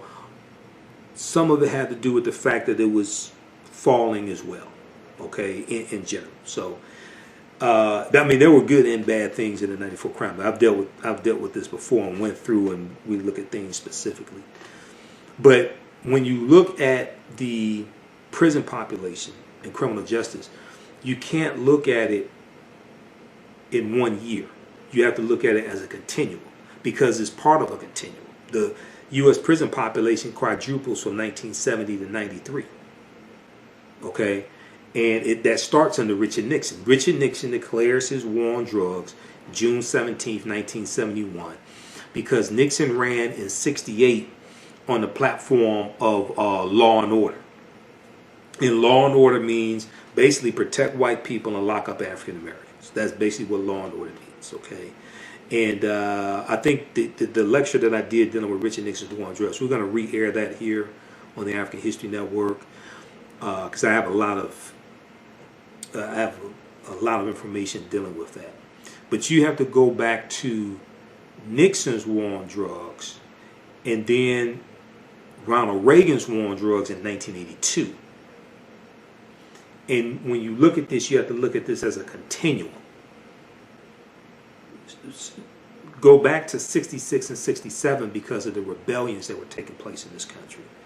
And understand that Richard Nixon, running for president in 1968 on the platform of law and order, Nixon is a backlash to the Black Power movement, backlash to the Black Panther Party for self-defense, backlash to the Civil Rights movement, largely affirmative action. He's a backlash to the rebellions that are taking place all across the country, the quote-unquote riots. He's a backlash to all that. Okay, so he's cracking down with law and order, which is what Trump is doing. This is a throwback to Nixon. Trump did this in 2016, okay? And now he's saying, oh, they're going to come and there's going to be low-income housing in your suburbs, and black people are coming to your suburbs. Cory Booker is going to be your neighbor, things like this, and there goes the neighborhood. All right? So he's running a Richard Nixon campaign as well, except this time he's the incumbent. 68, Nixon was not the incumbent because President Lyndon Johnson did not run for another term. So Nixon in 68 was not the incumbent. Here, Trump is the incumbent. Okay, it's not going to work this time. Okay, people are looking at what's going on. Everything Trump is saying is going to happen under the Biden administration is happening right now under a Trump administration. So, Al-Cubalan's lifestyle attitude is servitude. They focus on providing you quality products and customer service. They're here to fulfill your African men's and women's clothing, accessories, health and beauty products, essential oils and fragrances, hair care products, and much, much more. Check out their collection of clothing and products for African kings and queens. Visit their website, alkebulanlife.com, ALKEBULAN, alkebulanlife.com. They look forward to serving you. Yaya Rule is a line of African print-inspired apparel catered to the black community. The pieces include t-shirts, sweatshirts, hoodies, jackets, dresses, skirts, activewear, bags, and other accessories and home decor. This brand offers a revived way for men and women to wear their black pride and honor their African heritage anywhere at any time. This apparel line is for anyone, whether you are working in the corporate world, are an entrepreneur, or an artist. Their selection will allow you to casually let your pride shine or dress it up as wanted. It is for those who have already embraced African fabrics and for those who are just getting introduced to them. Reclaim and experience a part of our culture with rich and colorful African prints. The clothing line and the accessories are available right now starting at $17.99. For more information on the new items and accessories, visit yayarule.com. all right. Somebody said they both acted like children. No, they didn't both act like children the entire time. What happened was Trump was acting like a bully.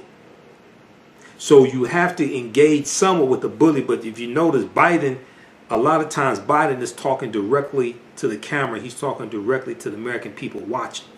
All right. The problem was you only had one moderator. You needed more than one moderator to deal with Trump. You can't.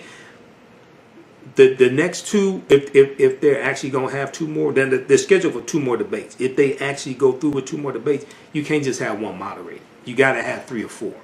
Okay. Is it? But I said, hey, what's up? I said, Isis, how you doing? She said Biden could have get away. No, Biden got in a lot of information, but he didn't. You see, I think it's an African proverb: never argue with a fool, because if someone comes along and sees the two of you arguing, they won't know which one is the fool.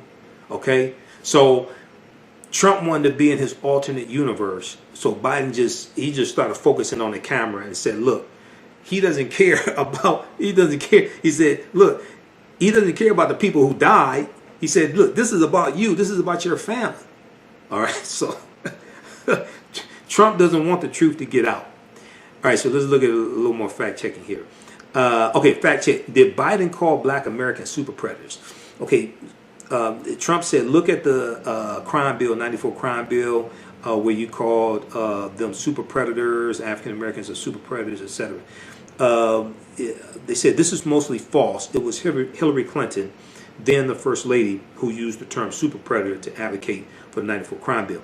Actually, and also, just a point of fact check. I talked about this in 2016. If you actually go look at her actual statements, and I think I probably have it here because I have thousands of articles bookmarked. Even though I disagree with the term super predator, and thinking back to 94, I don't even remember the term super predator back in 94. I was like, I left college in 95, graduated in 94, did some postgraduate work in 95. So 94, I don't remember the term super predator, but when, just for the point of fact check here, when Hillary Clinton used the term super predator, if you actually go look at the statement she made, it was in 1996 that she said this. She didn't mention any race whatsoever. Okay, just so people understand. So because a lot of times when people retell the stories, they say, oh, she called black people super predator. If you actually go read the actual statements, I'm going to try to pull it up here. She didn't mention race at all. Okay, because originally the term super predator was a term that was not indicative of race, but it became associated with African Americans. Just so people understand this, all right? Let's go to here, politifact.com. Now, that's not a term I use. Thinking back to 94, I don't even remember the term in 94, all right? But just for the sake of accuracy here, I'm going to post this here. This is on politifact.com, this fact check. And it shows you the actual statements. It was like 2 paragraphs, I think it was, from 1996 from Hillary Clinton. It breaks this down, all right? Now also, just for the sake of accuracy, and when she was running in 2016, she did come out, when that information came out, she did apologize for using the term. Okay, I disagree with the term. I don't even use the N-word. If you people who know me, people who watch me, you know I don't even use the N-word. I don't call out people that, things like that. So I disagree with using the term super predator. But she did come out and apologize for it. One of the differences between her and Trump is Trump doesn't apologize for anything. When he's caught, he don't apologize for nothing. Okay, so just so people understand. Let's see here, where are we? Okay, let's post this right here for you. So you can read this in its entirety also.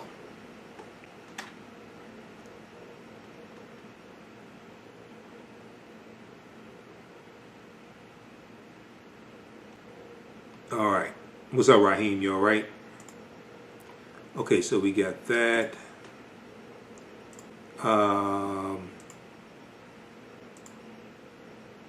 Let's see. Let's go back here. One more. Okay. Okay. So they're referring to Hillary Clinton. It said this is mostly false. It was Hillary Clinton, then the First Lady, who used the term super predator to advocate for the 94 crime bill. That was in 96 that she said that in reference to the 94 crime bill.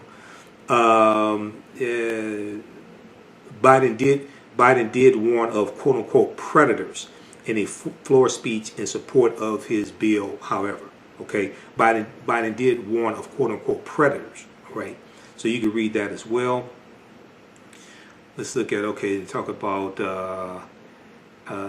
Trump and $750 in taxes. You can look at that. Trump support cutting. Oh, does Trump support cutting police funding? Okay, his budget calls for a $400 million cut in local law enforcement assistance.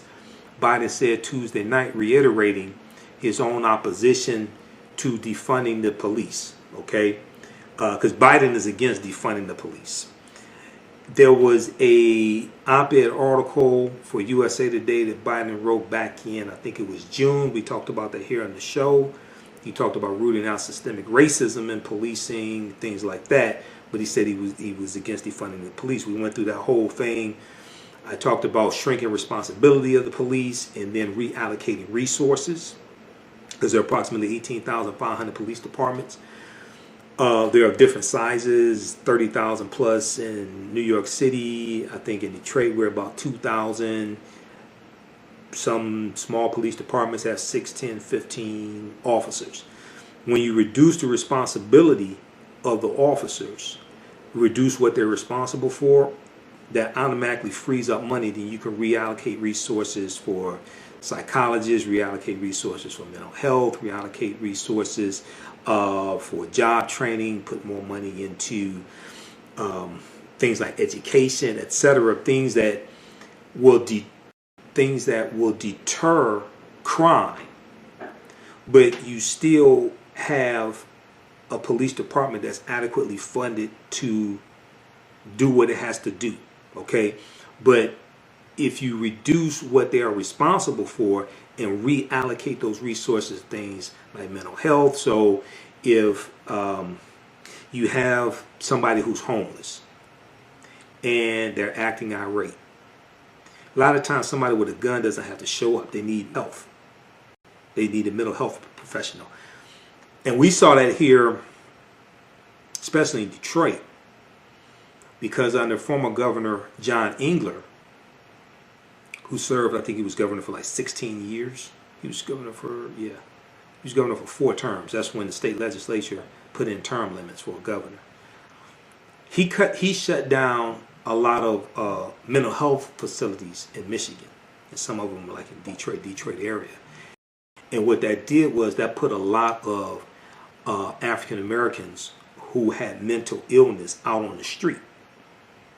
All right, which causes a whole another problem. But a lot of times you have people who are mentally ill and they may be irate, they may curse, they scream like that, but they're not a threat to anybody except themselves. They don't need somebody showing up with a gun. They need a mental health professional to help them. Okay? All right. So they're referring to Trump. His budget, Biden said of Trump, his budget calls for a $400 million cut in local law enforcement assistance. Biden said Tuesday night, reiterating his opposition to defunding the police. This is mostly true, though Biden actually undercounts the proposed cuts. While Trump has opposed calls from some Democrats to reduce police funding in response to the death of George Floyd and other African Americans over the summer, the Trump administration's budget proposal does indeed call for big cuts for several police programs. Trump's budget, the Trump administration budget proposal does indeed call for big cuts for several police programs. In the Justice Department's budget plan for fiscal year 2021, the Trump administration requested $1.51 billion for over 50 programs funding state and local law enforcement. That number cuts about $515 million from previous fiscal years, in part by slashing budgets from a number of Obama-era programs, including initiatives that provided body cameras for police officers. Okay? Go read this. So the annual federal budget submitted by the White House to Congress, the legislative branch of government, to approve. Annual federal budget is about $5 trillion, and it increases each year. All right. So this is what this is talking about. We'll post this link here. This was fact check. Does Trump support cutting police funding? Does Trump support cutting police funding? All right. Let me give you a couple more articles to read. Just stand by. Let me pull this up here. All right, this one here is, what's the fact sheet? Violent Crime Control and Law Enforcement Act of 1994. This breaks down, I think it's like 18 things that it deals with that was in the crime bill. This is like a fact sheet that gives you like an overview of it to read. I got the link to the actual crime bill. The actual crime bill is about 356 pages. This is a overview of it. Let me see here.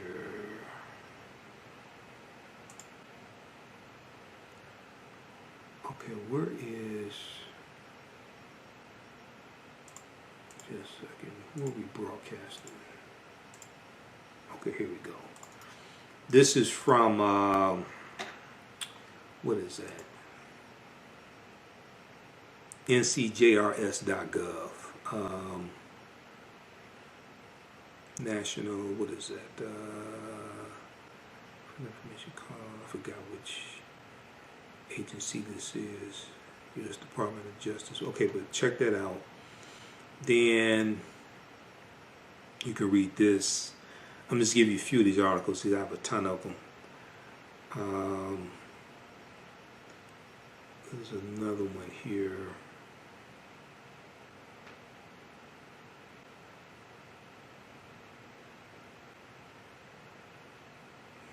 Okay, I'll give you it's one of them. What I'm trying to find here. All right, I'll find it.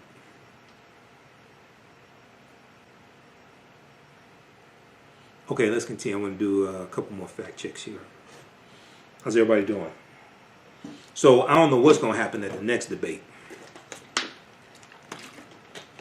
I really don't. Be sure to listen to our Sunday night show.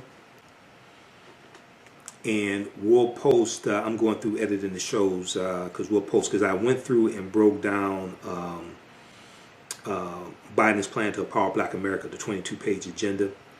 And I dealt with one segment each week. It's broken into 6 parts. So you can go back and watch that, read that in its entirety also.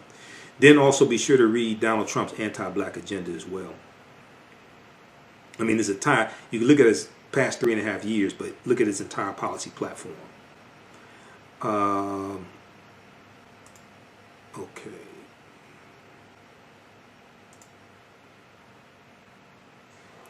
All right, let's look at this. Let's continue. Okay, so that dealt with Trump cutting police funding. Trump achieved by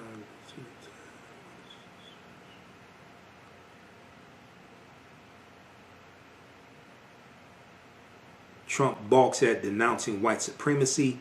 In another heated exchange, Trump declined to denounce the far right and white supremacists, and told the Proud Boys, a violent far right group, to quote stand back and stand by, end quote, whatever that means, stand back and stand by.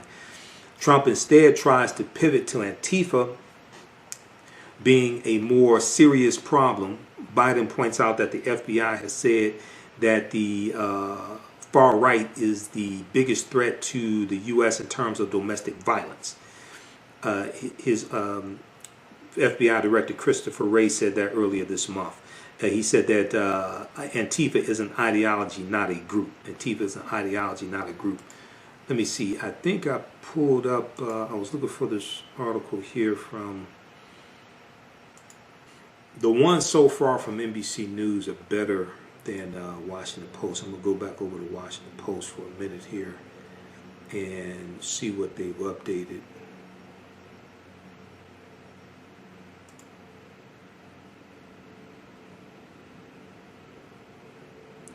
The other article that I was searching for from the Washington Post, this deals with the Obama-Trump economy in 16 charts. The Obama-Trump economy in 16 charts.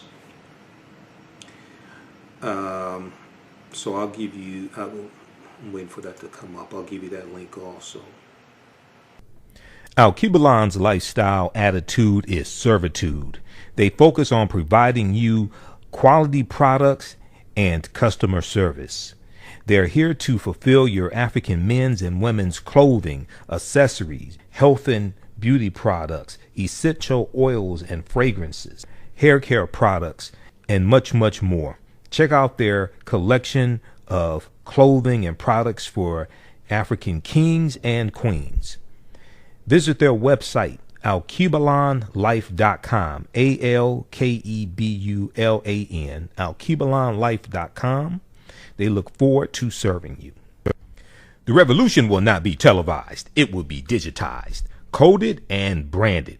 Don't let your young person get left behind. Join Tech Core 2 on Saturday, September 26, 2020 in their 6th straight year, providing tech, STEM, science, technology, engineering, and math, coding, and Saturday classes.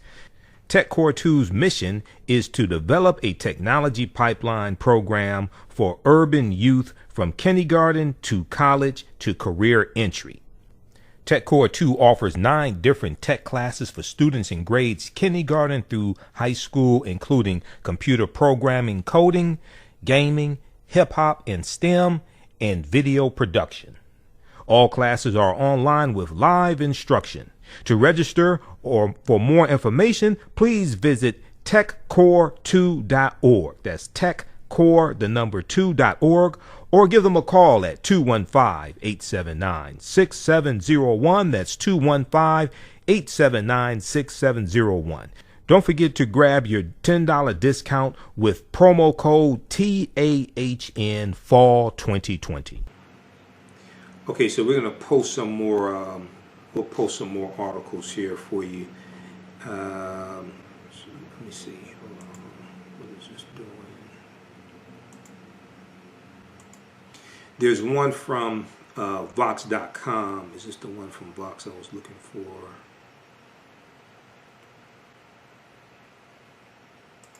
Let's see. There's one from Vox.com as well. The Clinton-backed 1994 crime law had many flaws, but it did not create mass incarceration. This was a good one. I think that gives an overview of the crime bill, of the 94 crime bill as well.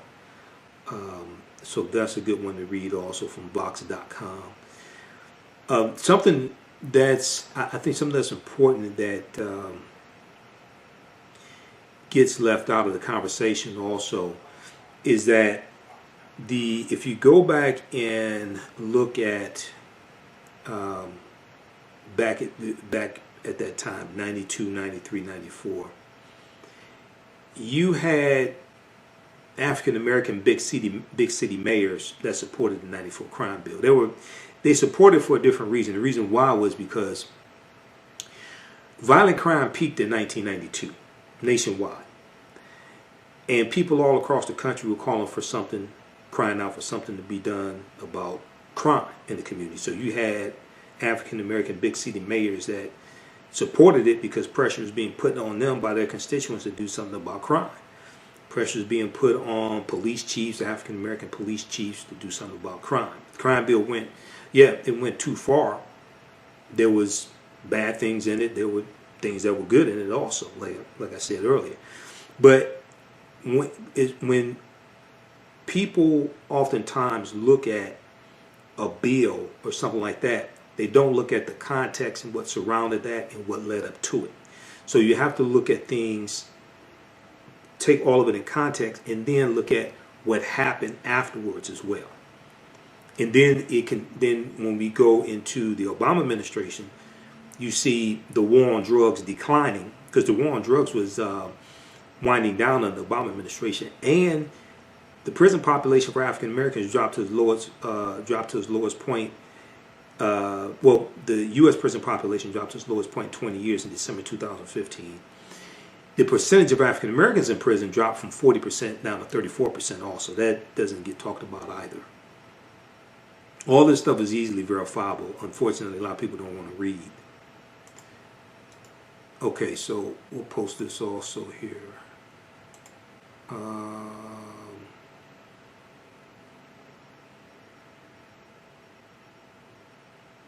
So for some reason this is freezing up on me. All right, so hey, look, we're going to go ahead and get out of here. Follow us on our Facebook fan page, The African History Network. We'll talk some more about this on our Sunday night show.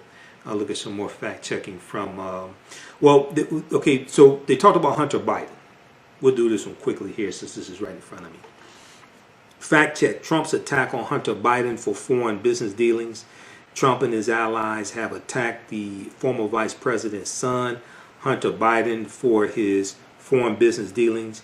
On Tuesday, Trump echoed one of the biggest claims from the recent Senate GOP Homeland Security Committee's conflicts of interest investigation into Hunter Biden.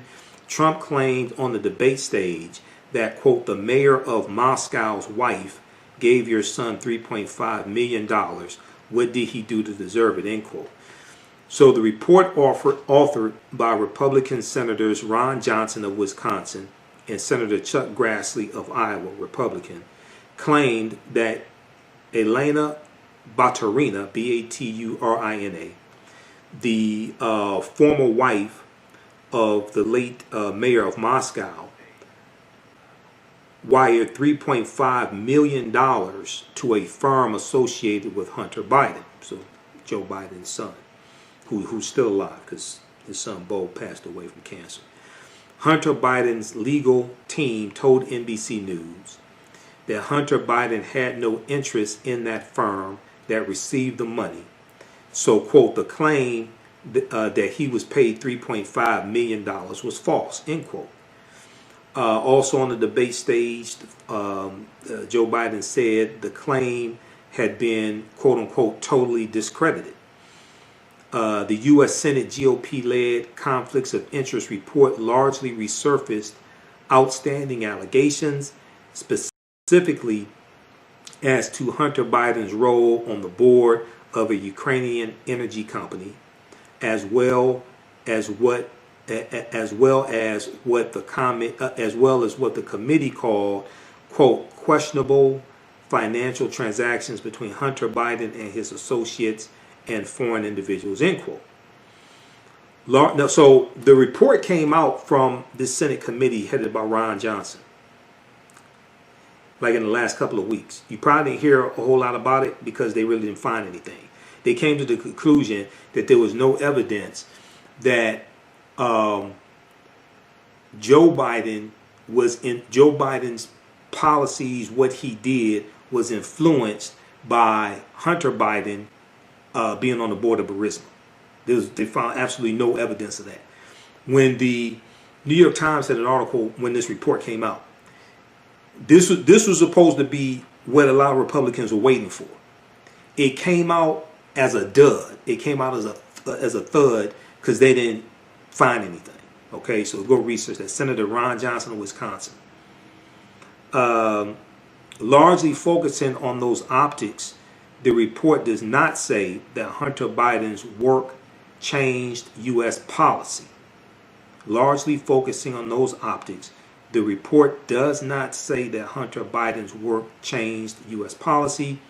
Joe Biden campaign spokesman Andrew Bates slammed the report as an, quote, attack founded on a long disproven hardcore right-wing conspiracy theory, end quote, that Senator Ron Johnson of Wisconsin has now explicitly stated he is attempting to exploit to bail out Donald Trump's re-election campaign.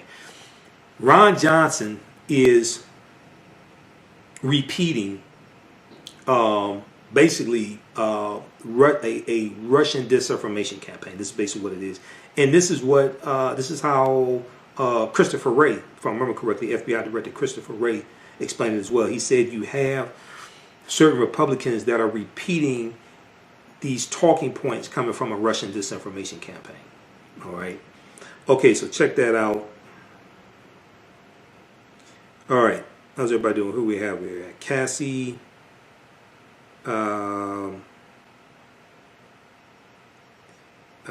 Shelly.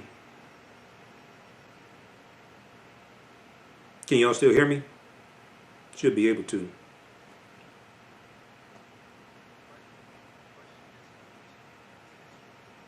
Okay, can y'all still hear me? Let me know. You should be able to.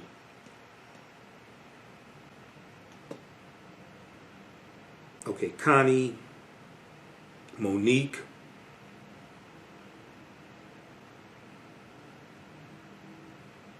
Rashida,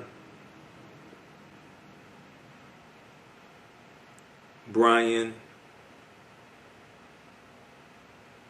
Shirley,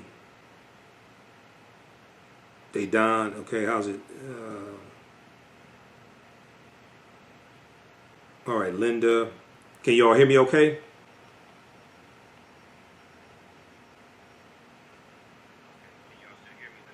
Should be able to hear me. So I'm monitoring this, so it sounds like I'm coming through clearly. It was choppy there for a minute. The screen was freezing up. One of the tabs was freezing up because I have about 50 tabs open right now. All right, let me look at. Okay, let me give you this one here. This is Vox.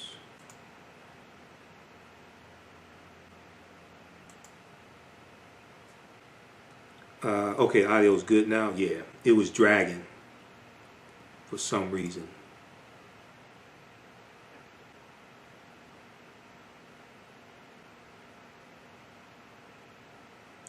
All right.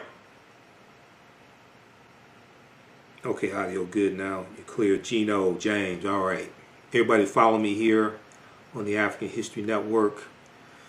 Turn on notifications so you know when we go live.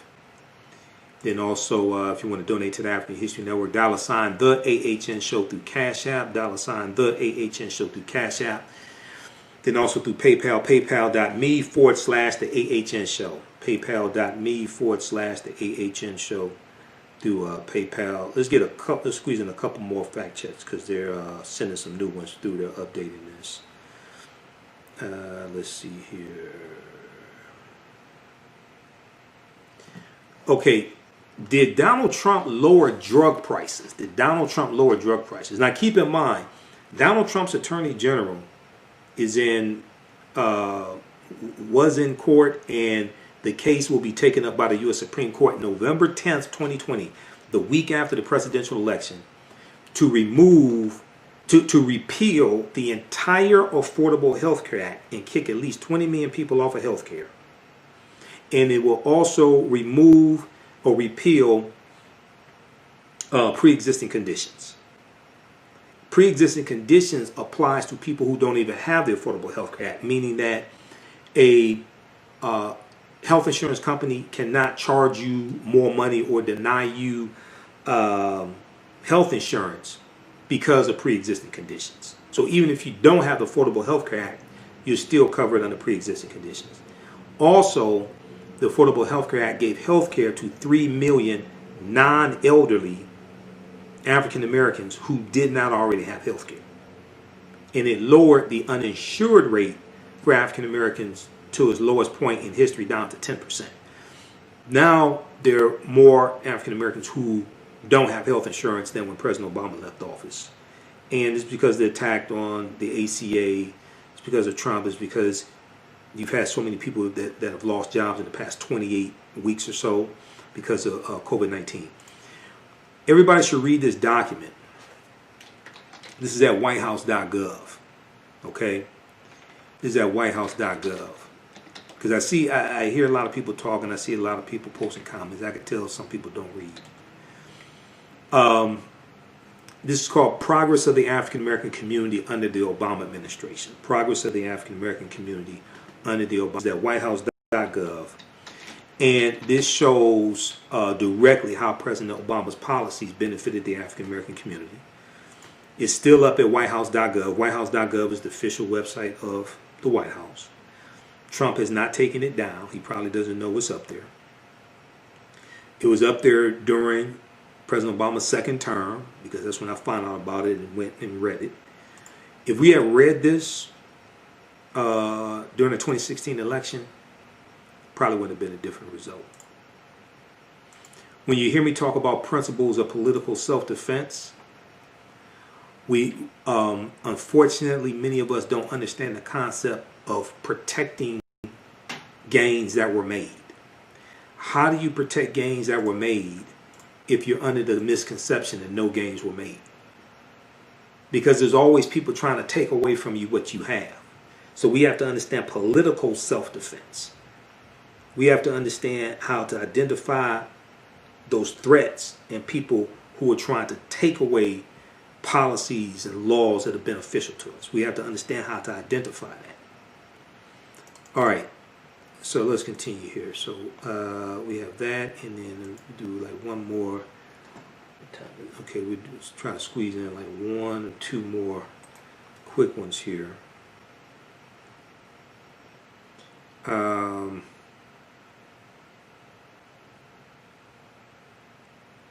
Trump's okay.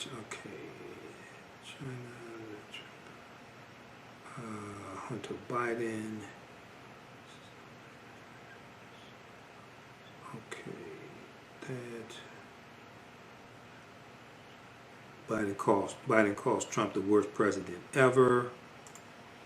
I think he's probably right about that. At least in the last 60 years or so, maybe the last 100 years. Trump. I don't think Trump's worse than Andrew Jackson, but I think he's probably President Andrew Jackson and the Indian Removal Act of 1830 that kicked the Choctaw, Chickasaw, Creek, Cherokee, and Seminole Indians and black Indians off their land in southeastern United States and sent them over 1,000 miles on what's known as the Trail of Tears, and they all go out west into Oklahoma. So I don't think he's worse than Andrew Jackson, but I think he's probably right up there. Andrew Jackson is his hero, by the way. Imagine that.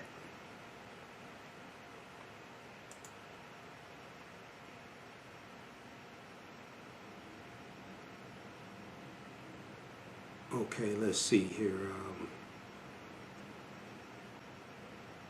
Trying to see if we can squeeze in one more.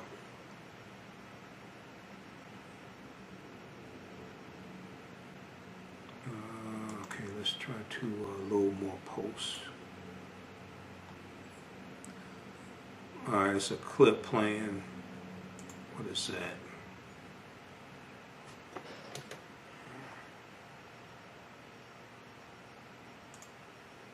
All right, just a second here. They got a clip trying to load up. All right. Okay, here. Okay, so they loaded. Okay, you got a couple more.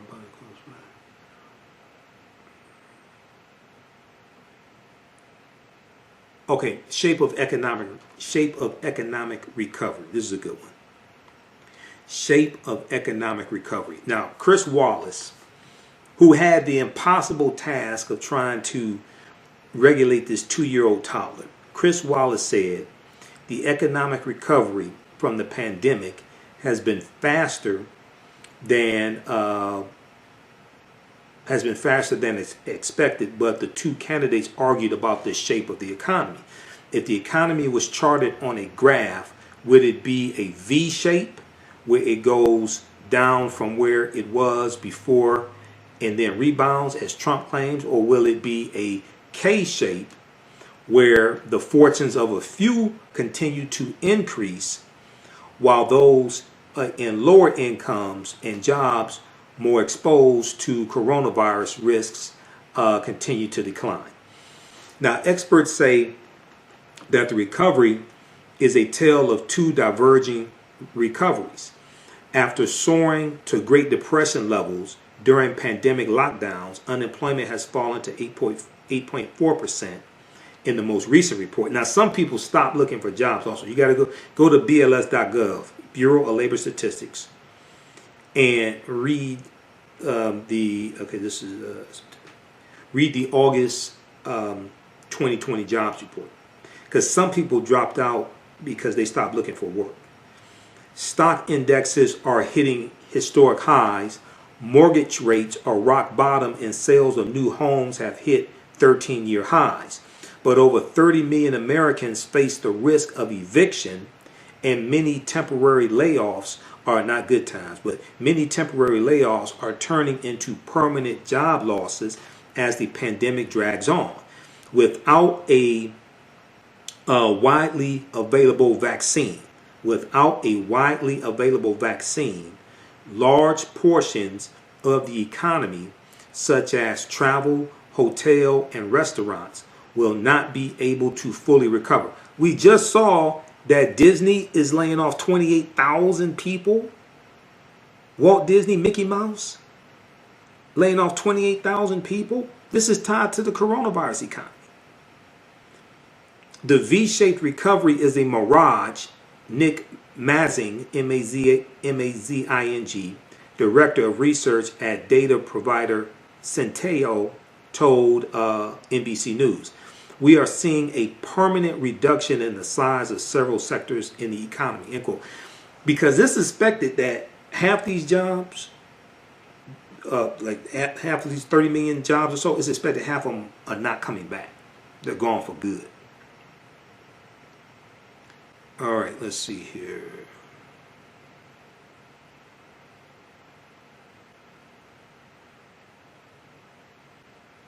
Okay, so this is a I couldn't believe Trump said this. Trump says his pandemic response was great.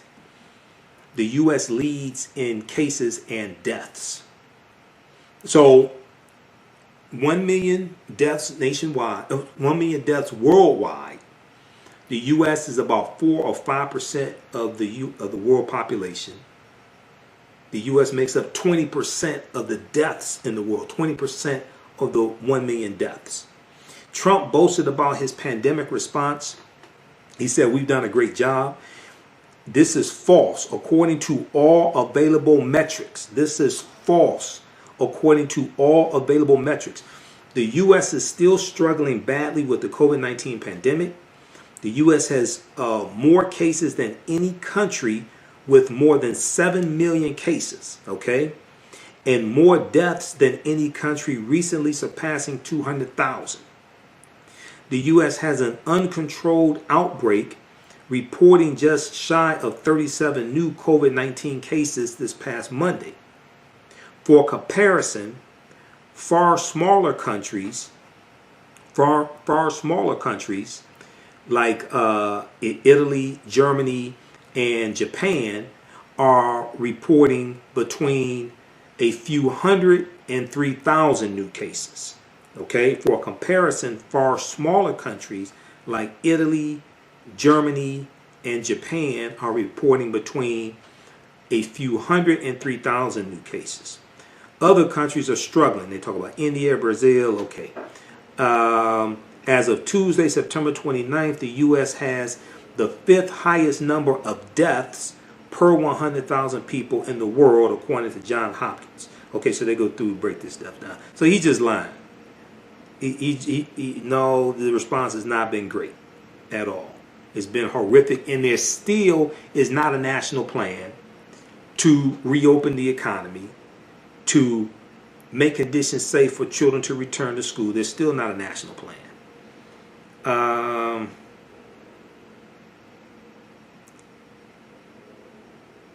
Let's see here. Okay. So I'm going to give you this link again. This is from NBCnews.com.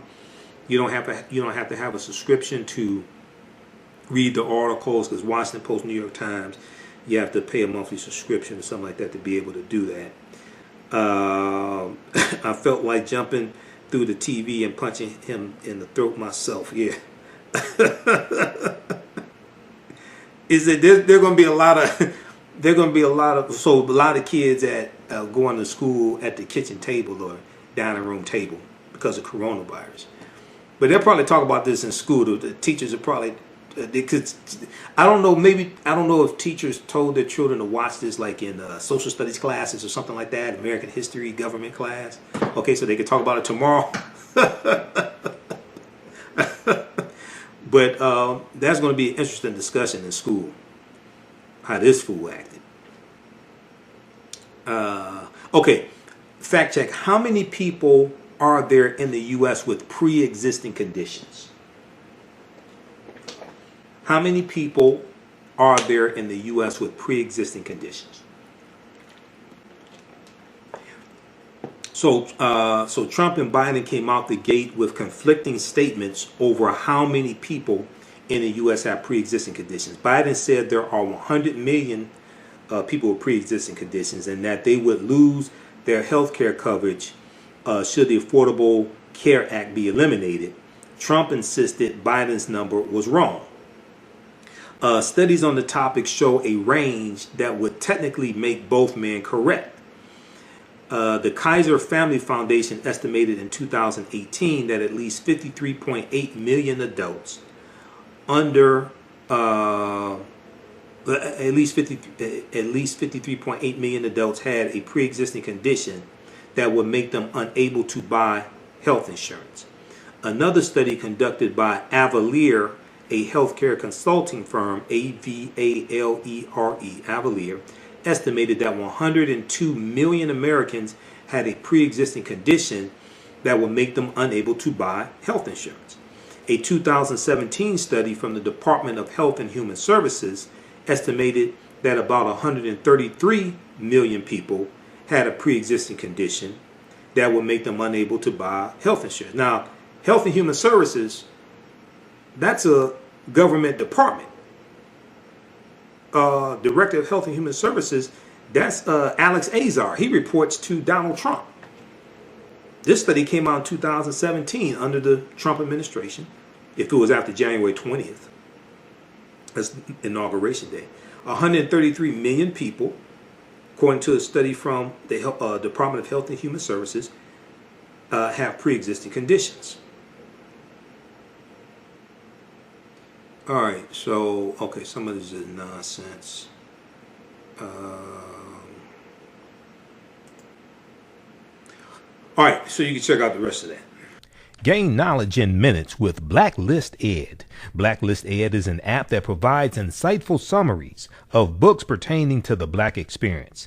As Black people, we know the importance of reading books to discover our incredible contributions to world history, to uplift our self-esteem, and to empower ourselves for our relentless fight for social justice. Unfortunately, with our busy lives, it feels like there is never enough time to read a book. Fortunately, there's a solution. With Blacklist Ed, their app provides key insights from best-selling books about the Black experience, therefore saving you time, increasing your knowledge, and empowering yourself through inspirational and actionable ideas. You can read or listen on the go. Start your free trial today by going to blacklisted.com.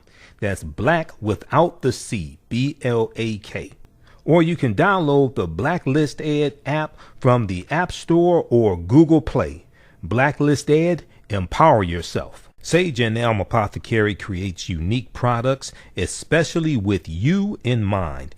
They use simple ingredients such as whole fruits, herbs, and vegetables. Each product crafted offers a unique plant-based experience. Their holistic approach to self-care formulate their product inventory. They're proud to serve our community of plant-based product supporters and offerings for the entire family. Sage and Elm Apothecary designs over 60 different beautifully handcrafted soaps, natural toothpaste, hydrating oils, deodorants, face masks, shampoos, conditioners, and so much more. Visit their website at sageandelmapothecary.com. That's sageandelmapothecary.com, APOTHECARY, and find out about their upcoming events throughout the year. Allow Sage and Elm Apothecary to provide for all of your plant-based needs. Use promo code AHNWinter20, AHNWinter20 for a special discount. September is Life Insurance Awareness Month, and Yolanda Spivey at Michael Whitney and Associates wants you to know that this is the best time right now to shop for life insurance. There are many plans available that fit everyone's budget and lifestyle.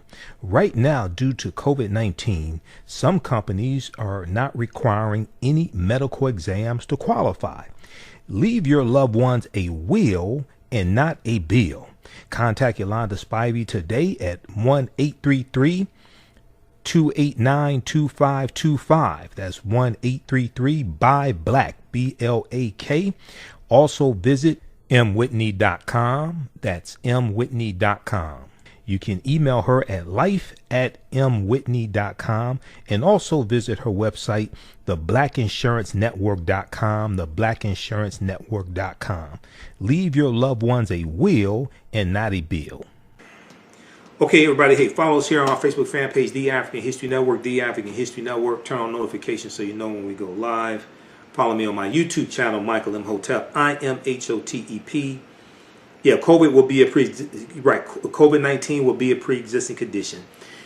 And the other thing dealing with COVID-19 is there's more evidence showing that even if you survive COVID-19, there's still long-lasting effects from it. Heart conditions, kidney conditions, you could have breathing problems. There's cognitive impairment. There are problems with memory, all different types of things like that. Some people still have problems with their sense of taste and sense of smell, even after they have recovered from it. So there's a whole host of side effects that you can be afflicted with, even if you survive it, even if you overcome it. And some of those things you're going to need health care for to address. So this thing is deep.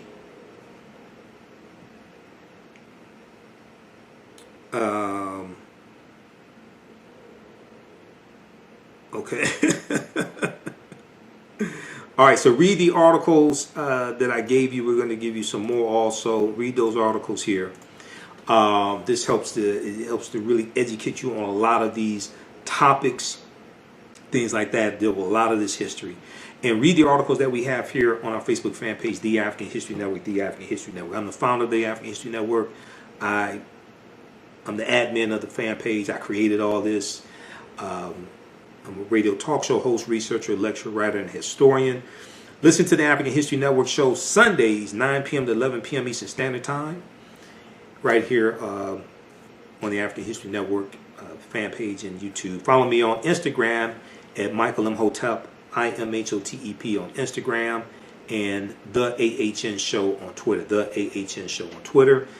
And we also broadcast on 9:10 a.m. the Superstation WFDF in Detroit as well. Sundays 9 p.m. to 11 p.m. Eastern Standard Time. All of my DVD lectures are available at our website, AfricanHistoryNetwork.com. AfricanHistoryNetwork.com. Digital downloads, articles that I've written, you can read there as well. And we have over 1,000 audio podcasts at our website, AfricanHistoryNetwork.com as well. Okay. All right. Let's see here. Let's look at some of the comments. Got Maisha, Conscious Coach, Kathleen, how you doing? Gino, Fion, Perez, okay. Trump made a big ass out of him, so he did. Because this is going to be a lot of parents that are going to tell their children, don't you ever in your life act like that, okay? He just lost like a whole lot of suburban women, especially college-educated suburban women. He was already losing them, but he just lost a lot more. No, there was at least one African American federal judge. On Roland Martin's show, because Roland's a friend of mine. I used to guest host his nasty syndicated radio show. The Roland Martin show on radio. I used to guest host it a lot. But on his Roland Martin Unfiltered, his daily digital show, and we share that every day. Here's on Monday through Friday. Airs originally 6 p.m. Eastern Standard Time. But a day or so ago, he played an African-American pastor who talked about the federal judges and said none of the federal judges that Trump has passed has gotten confirmed African-American. That's not true. I know of at least one African-American female. Now, I'm not saying this in defense of Trump. I'm just stating facts. Because she's from, like, the Detroit area, okay? So I posted that in the thread when the pastor said that. And the pastor may not know this. I think the pastor meant well. He said 198 judges. It's actually 216. We posted the article here from Newsweek.com. It's actually, is at the time of this article from September 18th, 2020, it was 216 federal judges. But let me see if I can find her name here. But yeah, it was at least one African-American female who was confirmed. She was nominated by Trump.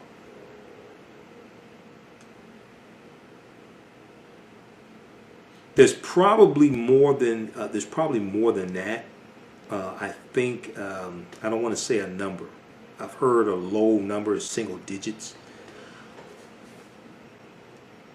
Okay, Senate approves Trump's first black female judge nominee. DetroitNews.com, December 19th, 2019. Senate approves Trump's first black female judge nominee. Her name is U.S. Magistrate Judge Stephanie Dawkins Davis of Flint, Michigan. Yeah, Flint. So Flint is about 45 but about 45 minutes away from Detroit. Flint. Ypsilanti is 45. Flint's about 2 hours, I think. About 2 hours. Flint, Michigan, where they had the water crisis. U.S. Magistrate Judge Stephanie Dawkins Davis of Flint, a former federal prosecutor for 18 years, who Trump appointed in March of 2019 to sit on the U.S. District Court for the Eastern District of Michigan, was unanimously confirmed by voice vote. Stephanie Dawkins Davis earned a voice vote, which is unusual and may attest to the confidence the senators have in her abilities, said Carl Tobias, a law professor at the University of Richmond who follows federal judicial appointments. By contrast, 11 of the 13 judicial appointees this week had roll calls in the Senate, Carl Tobias said. Let me scroll down here. U.S. Senators Debbie Stabenow, Democrat Lansing, and Senator Gary Peters, Democrat Bloomfield Township, applauded the Senate confirming Dawkins Davis. Because from what I've heard of her, she's a good judge. All right. I wasn't familiar with her before this article came out, but from what I've heard about her, she was a good judge. Or is a good judge. Quote, we worked very hard to confirm Judge Davis because she is exceedingly qualified with an impressive background, end quote, said U.S. Senator Debbie Stabenow, Republican from Michigan. She said in a statement, she is a magistrate judge, has served in both the civil and criminal divisions of the U.S. Attorney's Office in Detroit, and has overseen community and law enforcement initiatives. She will be an excellent addition to the federal bench. All right. So read this article here. DetroitNews.com. Senate approves Trump's first black female judge nominee. Now, this is December 19th, 2019. He took the oath of office January 20th, 2017. Okay. So this doesn't discount all the other bad judges he's nominated and very young, ultra-conservative white judges. Many of them don't want to say whether Roe versus Wade, many of them don't want to say whether Brown versus Board of Education was correctly decided. Some of them don't want to say whether Roe versus Wade is settled case law, etc. The American Bar Association has come out and they've said that a number of these nominees are totally unqualified to be federal judges. All right. So this doesn't, I'm not trying to discount at all these other bad federal judges Trump has nominated and gotten approved, because we already talked about that. But what I do want to do is deal with facts and evidence here. So I don't want people to repeat that he didn't nominate or he didn't get any African American female judges approved, because that's just factually not true. So I don't want you to repeat that and then somebody fact check you and then you caught off guard. All right. The overwhelming majority of them are white, however. Okay, just so everybody understands. Overwhelming majority of them are white and very unqualified. Many of them. Okay, this is one of the biggest affirmative action programs I've ever seen. Okay, let's continue here.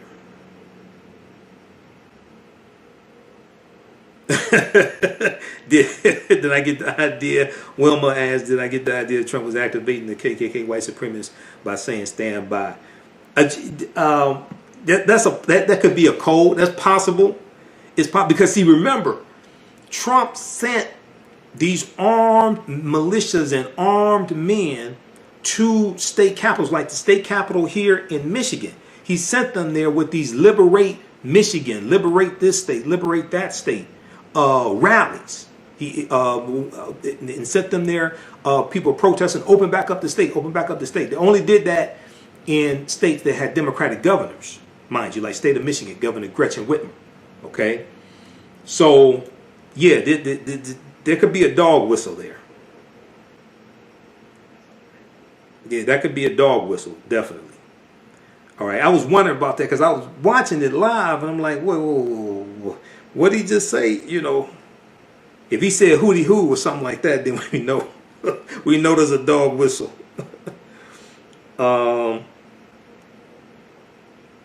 What is a good website to check out the judges who are on this year's election ballot? You want to look at something local. You vote for judges locally. Okay, you vote for judges locally, 36th district. You vote for judges locally. So you want to look at something local. It may be, it could be like you may have a local. You may have a local African American law organization. You may have a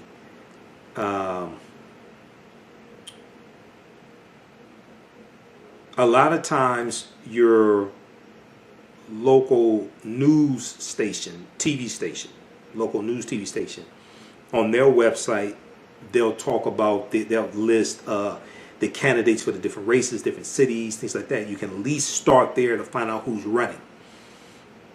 Oftentimes, there are about 2,200 branches of the NAACP.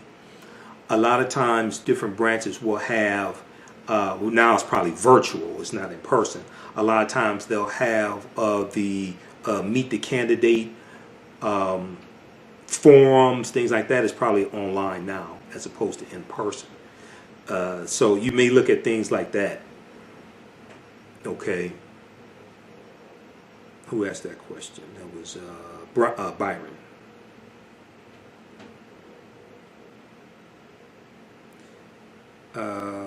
That's the other part. A lot of these judges being appointed by Trump. But see, people have to understand. So you remember Rashida asked this question, or made this statement. You may have come in. I don't know if you saw it from the beginning. The judges are, it said they're appointees, but they're nominated. In general, they're nominated, okay, for federal judges. It's a lifetime appointment. They're nominated by the president, but they have to be confirmed by the U.S. Senate. And the entire U.S. Senate, the 100 members, vote on the candidate, on the nominee.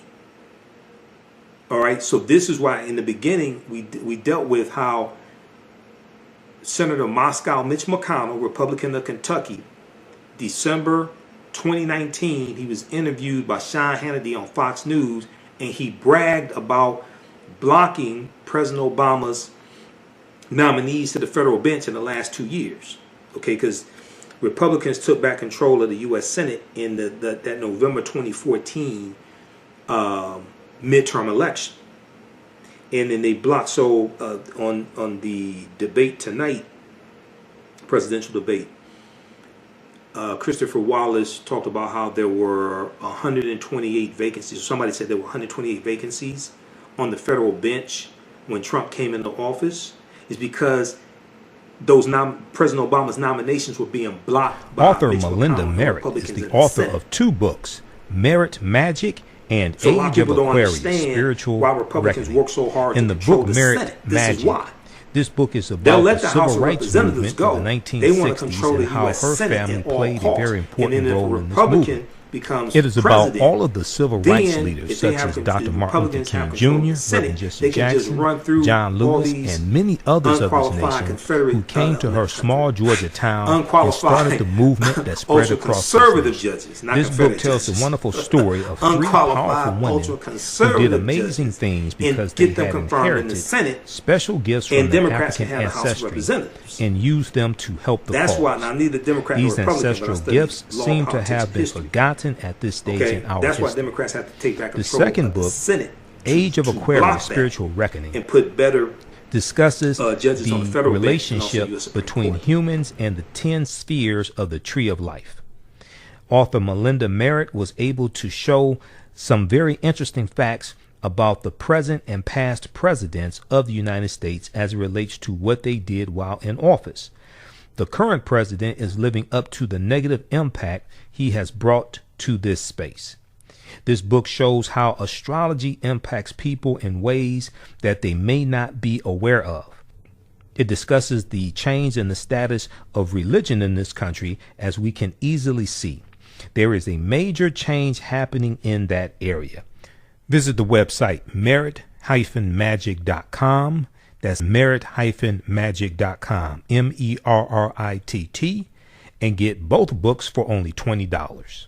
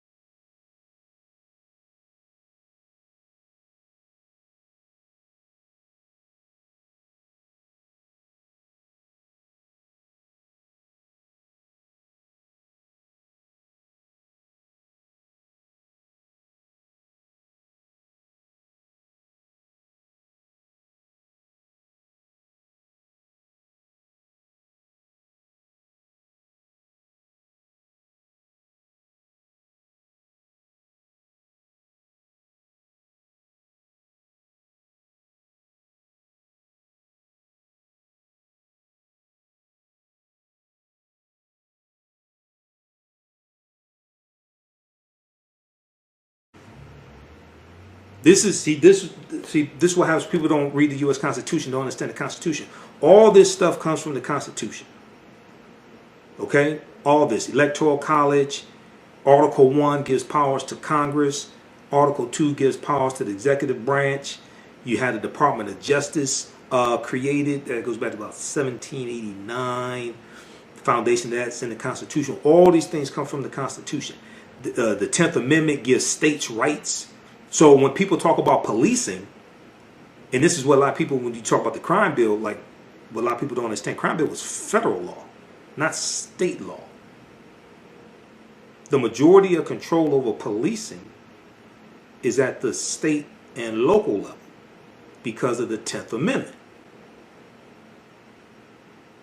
This is why the majority of people are in majority of people who are in prisons are not in federal prisons. They're in state prisons under state control.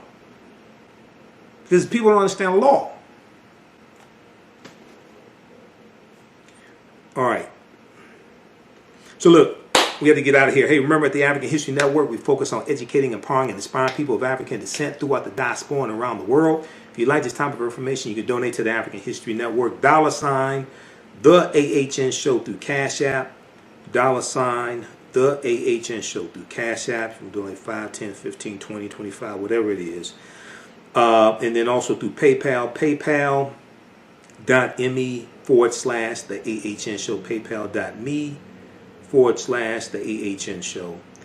That helps us keep doing the research, stay on the air, etc. Finance our Sunday night show. If you want to advertise with the African History Network, email us at customerservice@africanhistorynetwork.com, customerservice@africanhistorynetwork.com.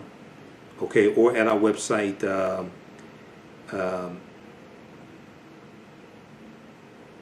and also you can email me through our website, africanhistorynetwork.com as well. Okay, this is a different type of conversation. I study different type of information than a lot of other people. So proper documentation ends all conversation. You don't have to believe a word that I say. I probably, usually at the beginning of my presentations, I say, what I say may go outside the circumference of some people's awareness just because you never heard it before, disagree with it, or don't like it. Does not mean it's not true. Just means you have to do some research to understand what I'm talking about. All right?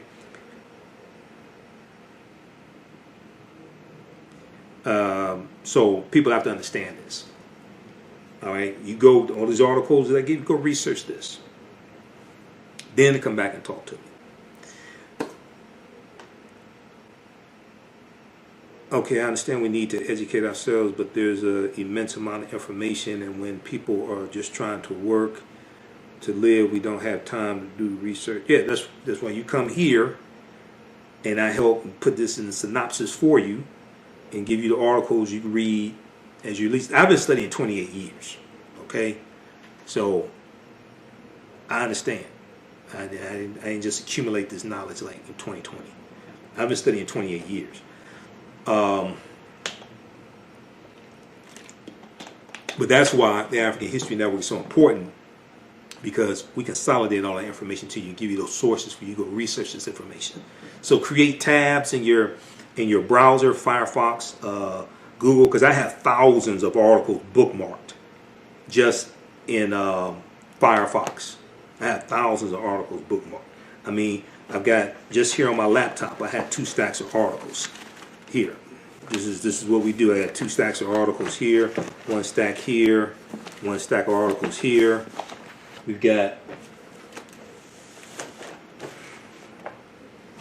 stacks over here where you can't see off camera. I've got tons of file folders full of articles, full of research. So people who like watch my show, watch my broadcast, you know the type of research I do. Okay, there's 1 stack there. There's another stack of articles. So we got this here. There's another stack of articles here. 5 stacks of books next to me. This type of research I do. Mueller report from the Washington Post. We got U.S. Constitution. We got Before the Mayflower by Lerone Bennett Jr. Right? We got everything from Malcolm X, Dr. King, to the Golden Age of the Moor, and this book right here by Professor Charles E. Cobb Jr. This nonviolent stuff will get you killed, how guns made the civil rights movement possible. Okay, so go into our archives, watch some of the interviews I've done, watch some of our broadcasts. This is some different type of information. Okay, even now, this is one of my friends here, Dr. David. Well, not him, but the book is by Dr. David Imhotep, who wrote the book "The First Americans Were Africans: Documented Evidence," which deals with the African presence in this country we call the United States of America, going back at least 51,700 years ago. Okay, I interviewed them 13, 14 times. All that stuff is documented. All that stuff is archived. Okay, so this is the type of information that I read and teach about. Okay, remember, at the African History Network, we focus on educating, empowering, and inspiring people of African descent throughout the diaspora and around the world. Because right now it's correct wrong behavior. What you do for yourself, what you do to yourself, and what you allow other people to do to you and get away with is based upon what you think about yourself. And I deal with that when I deal with 6 principles of political self-defense. This is part of my PowerPoint presentation, the lecture I do. 6 principles of political self-defense. Let's break this down very quickly. 1, not in any particular order, but we have to, 1, stop financing our own dehumanization. Because a lot of times when we, for instance, with our 401k plans, a lot of times our 401k plans and pension fund plans, we are invested in privatized prisons and don't know this. Okay, so you can divest out of that and redirect those funds. 2, when we look at candidates, president, U.S. Senate, what have you, city council, look for candidates whose policies best match up with our issues,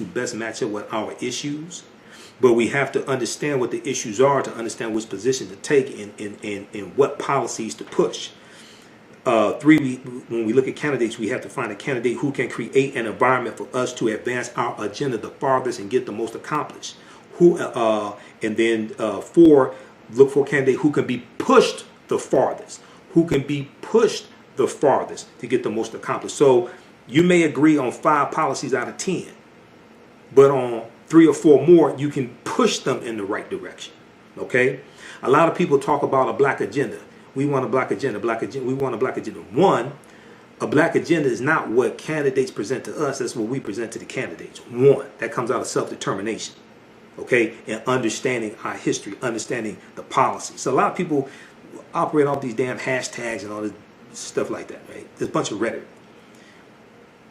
But the most important candidate to identify is not the candidate with the black agenda, the most important candidate or candidates to identify are the ones with the anti-black agenda. Because an anti-black agenda is even worse than not having a black agenda. And the ones with an anti-black agenda have to be stopped at all costs. So a lot of times when people talk about a black agenda, they're not doing a systems analysis. The first thing and the most critical is to identify the ones with a black agenda, identify the ones with an anti-black agenda, and make sure they don't get in the office, period. Because those are the ones who will do the most harm. It's one thing to be indifferent to your condition or have policies that are not trying to hurt you. Is another thing to actually have policies that are targeting you and trying to hurt you. But this is understanding principles of political self-defense. Okay? Next, we have to understand, this is not in any particular order. Understand that we have to leverage our economics to enforce our politics. Leverage our economics to enforce our politics. Okay? One example of that is divesting from privatized prisons. June 2017, New York Daily News, I think it was, had this article. They talked about how in the city of New York City, New York City employees who work for the city government divested $48 million from pension fund dollars that were invested in 3 privatized prisons. They did the research and they found out that some of that pension fund dollars were invested in privatized prisons. So it was one thing to say we're against privatized prisons. Is another thing to research where are your pension fund dollars invested? Because a lot of times they're invested in privatized prisons or in gun manufacturers. And a lot of times people don't know this. So we're financing our own dehumanization. Okay? But we don't have to do that. All right. So leverage our economics to enforce our politics. And 6, we have to have candidates who will protect the gains that we made, protect the policies in place that are benefiting us, because there's always somebody trying to take away what you have. Those are the ones with the anti-black agenda. All right? So we have to, oftentimes we'll vote from election to election, but we don't draw a connection between what took place the previous 2 years, previous 4 years, what policies were put in place that benefited us, so we understand what has to be protected in the next election. Oftentimes when we vote from election to election, there's no connection between the past 2 years, past 4 years, past 6 years, past 10.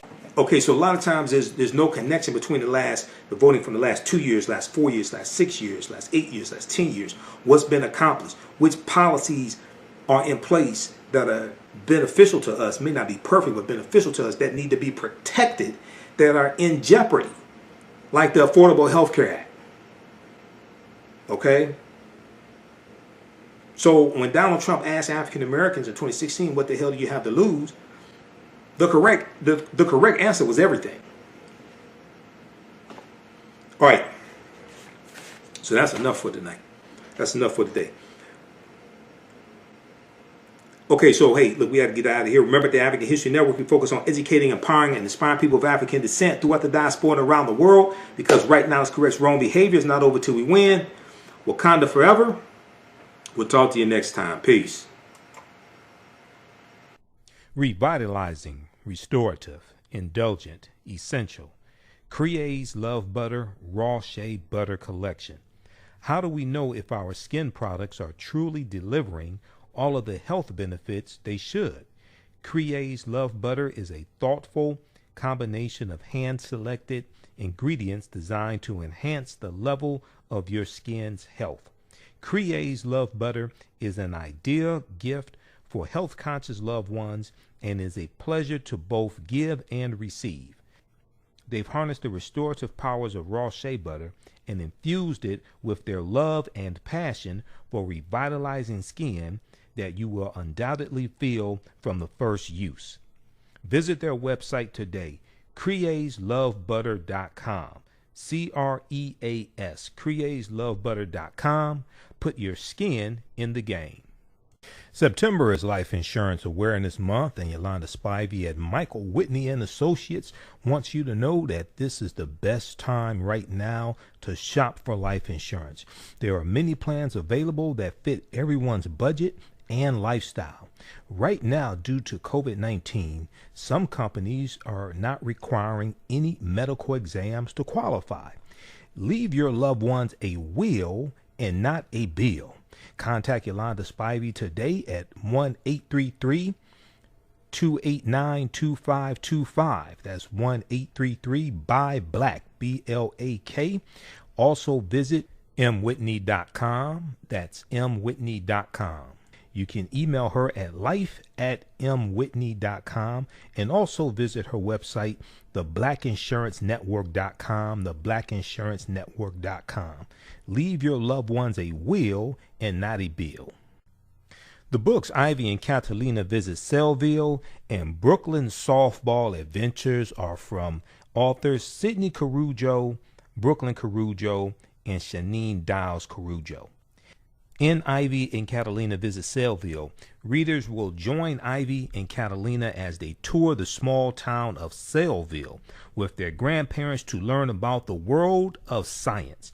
The girls will learn about the structures and functions of the cell. This book provides great analogies that make learning about the cell easy for kids. The book Brooklyn Softball Adventures takes readers on the journey with Brooklyn through her first 2 seasons of playing softball. Through facing adversity, Brooklyn and her teammates build their confidence and learn to love the game. The book encourages children to try new things and never accept defeat.